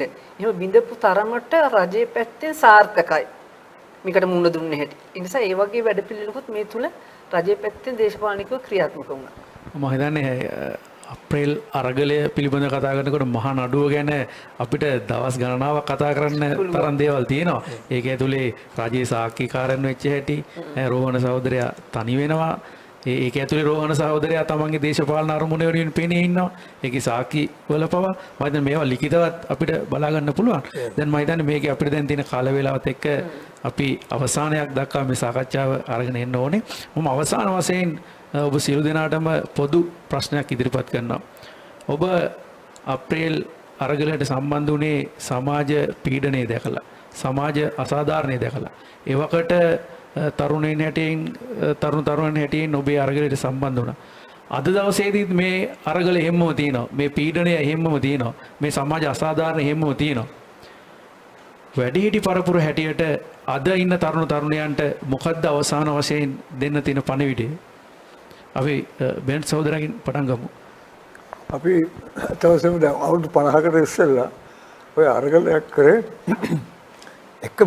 එක පුද්ගලයෙකුට අවශ්‍ය නිසා නෙවෙයි. ඒ කාලේ තිබිච්ච පීඩනය අවශ්‍යතාව විශේෂයෙන්ම උගත් පිරිසට රැකියාවල නැහැ. රෝහණ සහෝදරයා මම හිතන්නේ පුද්ගලික හැමතැනම කියලා තියෙනවා විශ්වවිද්‍යාලයට ගිහිල්ලා කතාබස් කරේ අන්තිමේසලින් පස්සේ දැන් විභාගයේ අරගෙන උපාධිය අරගෙන ගිහිල්ලා රැකියාව නැති පොලිමට එක්කහුව වෙනවද අපි ආ සියලු සමාජයේ හැම දෙයක්ම වෙනස් කරන්න හැක් විදියට මේ සමාජ පෙරලියක් කරන්න ඔබ එක්කවතු වෙනවද වැඩි කොටසක් කිව්වේ රැකියාව ගන්න ඒක උපාධි ගන්නට වඩා හොඳයි අපි මේ සමාජය වෙනස් කරමු මේ සමාජය වෙනස් කරලා මේ අපි අරගලයක් කරමු කිය ඒ අරගලේ කවුරුත් එක්කහුවා ඉතින් අත වශයෙන්ම ඒ ගන්න රැකියාව විතරක් නෙවෙයි තවත් උකාවක් ප්‍රශ්න තිබුණා. රස්සාවල් නැහැ, කැම්පේම් නැහැ, කරන්න දේවල් නැහැ. ඒක නිසා ඒ සමාජ අරගලයක් කරන්න සිද්ධ වුණේ. අදත් ඒ විදිහට මේක තියෙනවා. ඉතින් අදත් ඒක අත වශයෙන්ම දැන් මෙයාන්ට්‍රත් විරුද්ධව යම් දේවල් කණින් කොරෙන් ඇහෙනවා. මිනිස්සු පෙළ ගැහෙනවා. මේකල අපි අත වශයෙන්ම පෙරලියක් සිදු කර යුතුයි කියලා මතයේ ඉන්නවා. ඉතින් ඔය මතේ අත වශයෙන් අද නැත්තම් හෙට නැත්තම් තව අවුරුදු ගානෙන් හරි අපි 71න් පස්සේ තවත් අරගලයක් කර 80 ගණන් වල ඉස්සරහට අරගලයක් කරන්න සිද්ධ වෙනවා. ඉතින් සමාජ අධ්‍යක්ෂකම් තියෙන මිනිහෙක් කෙනෙක් වශයෙන් අත වශයෙන් මට කියන්න අපේ ළමයින්ට දෙන්නත් පණිවිඩේ අපි හැමදාමත් නිකන් ඉන්න නරකයි නිකන් වහලුන් වශයෙන් ඒ දවස්වල හිටිය මිනිස්සු ඒ වහල්කම අතහැරියා. දැන් වුණත් අපි අපේ අයිතින් දිනා ගන්න ඕනේ. සමාජයේ වැඩ කරන හැම අංශයක්ම දිනා ගන්න ඕනේ. ඒ දිනා ගැනීමේ අරගලය දිගින් දිගටම කළ යුතුයි. එළ හොඳක් සමාජයක් හදාගෙන හොඳ උසස් ජීවිතයක් ගත කරගෙන කාගෙත් යුතුයකමක් වෙනවා. පරිවිඩය මන් දෙනවා. කිදු සහෝදරයා එකතු කිරීමක් කරන්න පුළුවන්. ඔව්. මෙහිමයි. ඇත්තටම එදා ඒ සමාජ අසාධාරණයට එරෙහිව තරුණයින් හැටියට තමයි අපි ඒ අරගලයට මැදිහත් වුණේ. දැන් අපි වියපත් වෙච්ච මහල්ලු. ඒත් අපි එදා තිබිච්ච අපේ තිබිච්ච අරමුණ අද මේ මොහොත වෙනකනුත් අපි අත්හැරලා දාලා නැහැ. දැන් එදා අපි දැක්කොත් අපි තරුණයෝ හැටියට පොලිසිය වලට පහර දෙන්න අපේ අය යනකොට ඒ අපේ සහෝදරුන්ගේ සහෝදරියන්ගේ දෙමව්පියන් අපෙන් පොලිසිය ආරක්ෂා කරන්න ගෙදර තියෙන තුවක්පත් අරගෙන පොලිසිය වලට ගිහිල්ලා අපෙන් කියන්නේ මේ එන්නේ කවුද පහර දෙන්නේ ඉන්නේ කවුද කියලා දැනගෙන නෙමෙයි. නමුත් පොලිසිය ආරක්ෂා කරන්න ගියේ මේ ව්‍යාපාරේ මේ විප්ලවාදී ව්‍යාපාරයෙන් පොලිසිය ආරක්ෂා කරන්න. තමයි එදා හිටපු වැඩිහිටියෝ වැඩි දෙනෙක් ගියේ. එහෙම නොගියපු අය මං කියපුවා මේ අරගලෙත් එක්ක එකතු වෙලා හිටපු එහෙම මේ සුළු පිරිසක් ඉන්නවා. නමුත් වැඩි දෙනෙක්. දැන් අද වියපත් අය හැටියට අපි වැඩිහිටියෝ හැටියට තරුණ පරම්පරාවට කියන්න සිද්ධ වෙලා තියෙන්නේ එදා තරුණ පරම්පරාවේ තිබිච්ච ඒ ජවය අද තරුණ පරම්පරාවේ නැහැ. නැති වෙන්න හේතු තියෙනවා. මොකද මේක ඇයි එහෙම වෙන්නේ කියලා කල්පනා කරලා බැලුවොත් අපි දන්නවා ජයජයවර්ධනගේ ආණ්ඩුව යටතේ පාසල් විෂය ධාරාවෙන් අයින් කෙරුවා ඉතිහාසය සාහිත්‍ය වගේ විෂයන් අයින් කෙරුවා. මේක නිසා සංවේදී දරුවන් පිරිසක් නෙමෙයි ඇති කෙරුවේ පහුගිය කාලේ පුරාම. එතකොට සංවේදී නොවන පිරිසක් ප්‍රශ්න වලට සංවේදී නොවන පිරිසක් එවැනි පිරිසක් කොහොමද මේ සමාජ අසාධාරණයට එරෙහිව පෙළ ගැහෙන්නේ? ඒ නමුත් අද කිසියම් ප්‍රමාණකින් මේක තේරුම් යමින් තියෙනවා. මං හිතන්නේ තරුණ පරම්පරාව තේරුම් ගත යුතුයි මේ වැඩිහිටි අපේ නෙමෙයි අනාගතේ. අනාගතේ මේ රට අයිති වෙන්නේ අපිට නෙමෙයි මේ තරුණ පරම්පරාවට. එතකොට මේ තරුණ පරම්පරාවට වුණාවක් නැද්ද Tamanට හිමි වෙන රට යහපත් රටක් බවට පත් කරගන්න. එහෙම යහපත් රටක් බවට පත් කරගත්තේ නැති වුණොත් ඒගොල්ලෝ Taman විසින්ම Tamanගේ ගෙල හිර කරගත්තා වෙනවා. ඒ පිළිබඳව ආයි සැකයක් දෙකක් නැහැ. ඒක නිසා අපි කියනවා මම මේ මොහොතේ අපේ රටේ ඉන්න තරුණ පරම්පරාවෙන් ආයාචනය කරමින් ඉන්නවා මේ සමාජ අසාධාරණ මේක අසාධාරණ සමාජයක්මයි. මේක පැහැදිලිවම ගත්තාම යල් පැනපු කල්ලිකුත් වෙච්ච දි รา ගියපු සමාජ ක්‍රමයක් මේ තියෙන්නේ. මේක වෙනුවට මේ රට දියුණු කරන්න පුළුවන් සමාජවාදී සමාජ ක්‍රමයක් ගොඩනගන්න නම් අනිවාර්යයෙන්ම මේ රටේ තරුණ පරම්පරාවේ මැදිහත් වීම අත්‍යවශ්‍යයි. ඒ ගොඩනගෙන සමාජවාදී සමාජයක් බවට පත් වෙනවා කියන්නේ ඒගොල්ලන්ගේ අනාගතය යහපත් අනාගතයක් බවට පත් වෙන මේ තරුණ පරම්පරාවේ අනාගතය. ඒ නිසා ආයාචනය කරනවා මේ පිළිබඳව සංවේදී වෙන්න. සංවේදී වෙලා මේ පිළිබඳව තමන්ට හිමි තමන්ගේ අනාගතයේදී තමන්ට හිමි වෙන මේ රට බේර ගැනීම වෙනුවෙන් මේ රටේ යහපත් සමාජයක් ගොඩනැගීම වෙනුවෙන් තමන්ගේ දායකත්වය තමන්ට පුළුවන් උපරිමයෙන් ලබා දෙන්නයි කියන ඉල්ලීම තමයි මේ රටේ තරුණ පරම්පරාවේ වර්තමාන තරුණ පරම්පරාවෙන් ඉල්ලා හිටින්නේ. ඔස්මාන් සහෝදරයා අවසාන වශයෙන් මොකද්ද කියන්න තියෙන්නේ මේ තරුණ පරපුරට? කියන්න තියෙන්නේ එදා අපි තරුණ වශයෙන් මේ අසාධාරණය දැකලා නැගිට්ටා. අද මේ සමාජයේ මේ අසාධාරණය වැඩි වෙලා තියෙනවා. මම හිතන්නේ මෙතෙක්කල් පැවති රජයන්ට වඩා ඉක්මනින්ම පිරිච්ච පාලකයෝ මේගොල්ලෝ. ඒ නිසා තමයි දැන් අද මාධ්‍යයේ ඉස්සරහටත් ඇවිල්ලා වයස 19 තරුණියන් පවා එඩිටරෝ ලංකාවේ තියෙන අසාධාරණය ගැන කතා කරන්නේ. ඒ නිසා මම බලාපොරොත්තු වෙනවා ඒ වගේ තරුණිය බිහි වෙයි කියලා. ඒගොල්ලන්ට මම ආශිර්වාද කරනවා මේ රට වෙනස් කරන්න ඉදිරියට එන්න කියලා. නන්සි සහෝදරය අවසාන වශයෙන් අවසාන වශයෙන් කියන්නේ අපි එදා 71 තරුණ විදිහට රටට සමාජයට අපේ මිනිඳුන් යුතුකම ජීවිත පරිත්‍යාගයෙන් අපිට සිද්ධ වෙන ඕනෑම අනතුරක් ගැන නොසලකා හැරලා මැදිහත් වුණා. හැබැයි අද ගත්තහම සමාජය ඊට වඩා හුඟක් ප්‍රශ්න උද්දල්ලා දෝර ගන්නවා තියෙනවා. ඉතින් ඒක නිසා මේ වෙලාවේදී තමන්ගේ පටුවරවනට විතර සීමා වෙලා තමන් විතර මේ සමාජයේ ප්‍රශ්න වලින් ගොඩ යන්න යම් කිසි කෙනෙක් මෙහෙයත් වෙනවා නම් තරුණයෙක් විදිහට කවදාවත් ඒ අරමුණ ඉෂ්ට වෙන්නේ නැහැ කියන එක මේ ඉතිහාසයේ පුරාම ඔබට ඔප්පු කරලා තියෙන තරුණ ඔබට. ඒක නිසා අපි 71 අරගලෙන් විනාශ වෙච්ච මේ අරමුණ 76 තරුණ පරම්පරාව ඉස්සරහට ගෙනියලා මේ පක්ෂ වේගෙන් ඉස්සරහට ගියා සමාජ ජනතාව අතර විශාල වශයෙන් පැතිරලා ගියා.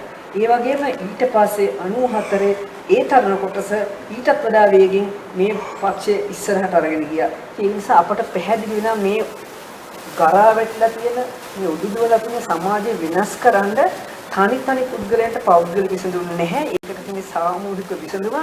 ඒ නිසා ඔබට දවසේ තරුණ විදිහට විශාල වගකීමක් පැවරිලා තියෙනවා.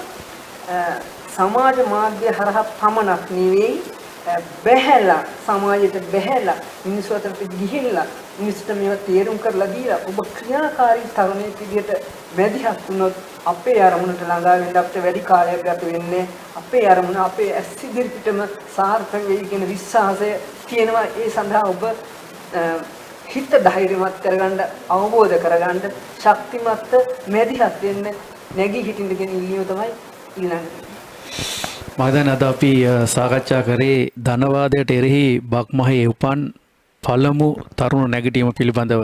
එළඹෙන අප්‍රේල් මාසේ 5 වෙනිදාට හරියටම වසර 50ක් ඒ අරගලයට සපිරෙනවා. අපි විශ්වාස කරනවා ඒ සමාජ කම්පනය ඔවුන් එදා කරපු පළමු අරගලය පළමු වෙනම අරගලය තමයි තරුණයන් විදිහට ඔවුන් එදා කළේ. ඔවුන්ගේ යුතුයකම ඔවුන් එදා ඊ타මත්ම හොඳින් ඉෂ්ට කළා. මරණය පෙනෙපෙනී ඒ වගේම දස වද බන්ධනයන් වලට ලක් වෙවි ඔවුන්ගේ අරමුර අදත් ඔවුන් අත්හැර නැහැ. ඔවුන් අදත් වියපත් වුණත් ඔවුන්ගේ සිතීම් ඇතුලේ තාමත් ඒ අරගලය ප්‍රාර්ථනා කරනවා. ඔවුන් තාමත් සක්‍රීය සිතන්නන්. අපි ඇත්ත වශයෙන්ම ඔවුන්ට ස්තුතිවන්ත වෙනවා. අද දවසේදී පැමිණීම සම්බන්ධයෙන් සහ ඒ වටිනා කියන අදහස් මේ සාකච්ඡාවට එකතු කිරීම සම්බන්ධයෙන්. ඒ වගේම අපි බලාපොරොත්තු වෙනවා මේ අරගලය ඇතුලේ තව බොහෝ කරුණු කාරණා තියෙනවා අපිට කතා කරන්නට නොහැකුණු. ඒ වගේම ඒ සහෝදර සහෝදරයන්ගේ අත්දැකීම් ජීවිත පරිත්‍යාග සහෝදර සහෝදරයන්ගේ අත්දැකීම් ඒ පවුල්වල අත්දැකීම් අපි සියලු දෙනාමත් බොහොම ආදරයෙන් ගෞරවයෙන් යුතුව මතක් කරනවා. අපි විශ්වාස කරනවා ඒ අරගලයේ දිගුව වර්තමානයේ තරුණ පරපුර වෙතත් තිබෙනවා. ඒ ඉෂ්ට කරගත්ත නැති අරමුණු ඉෂ්ට කරගන්නට අද දවසේදී අපිටත් එහෙම අරගලයක් කරන්නට සිදුවේ කියලා. අපි මේ වැඩසටහනේ සමාප්ති සටහන තබනවා. සියලු දෙනාටම බොහොම ස්තුතියි.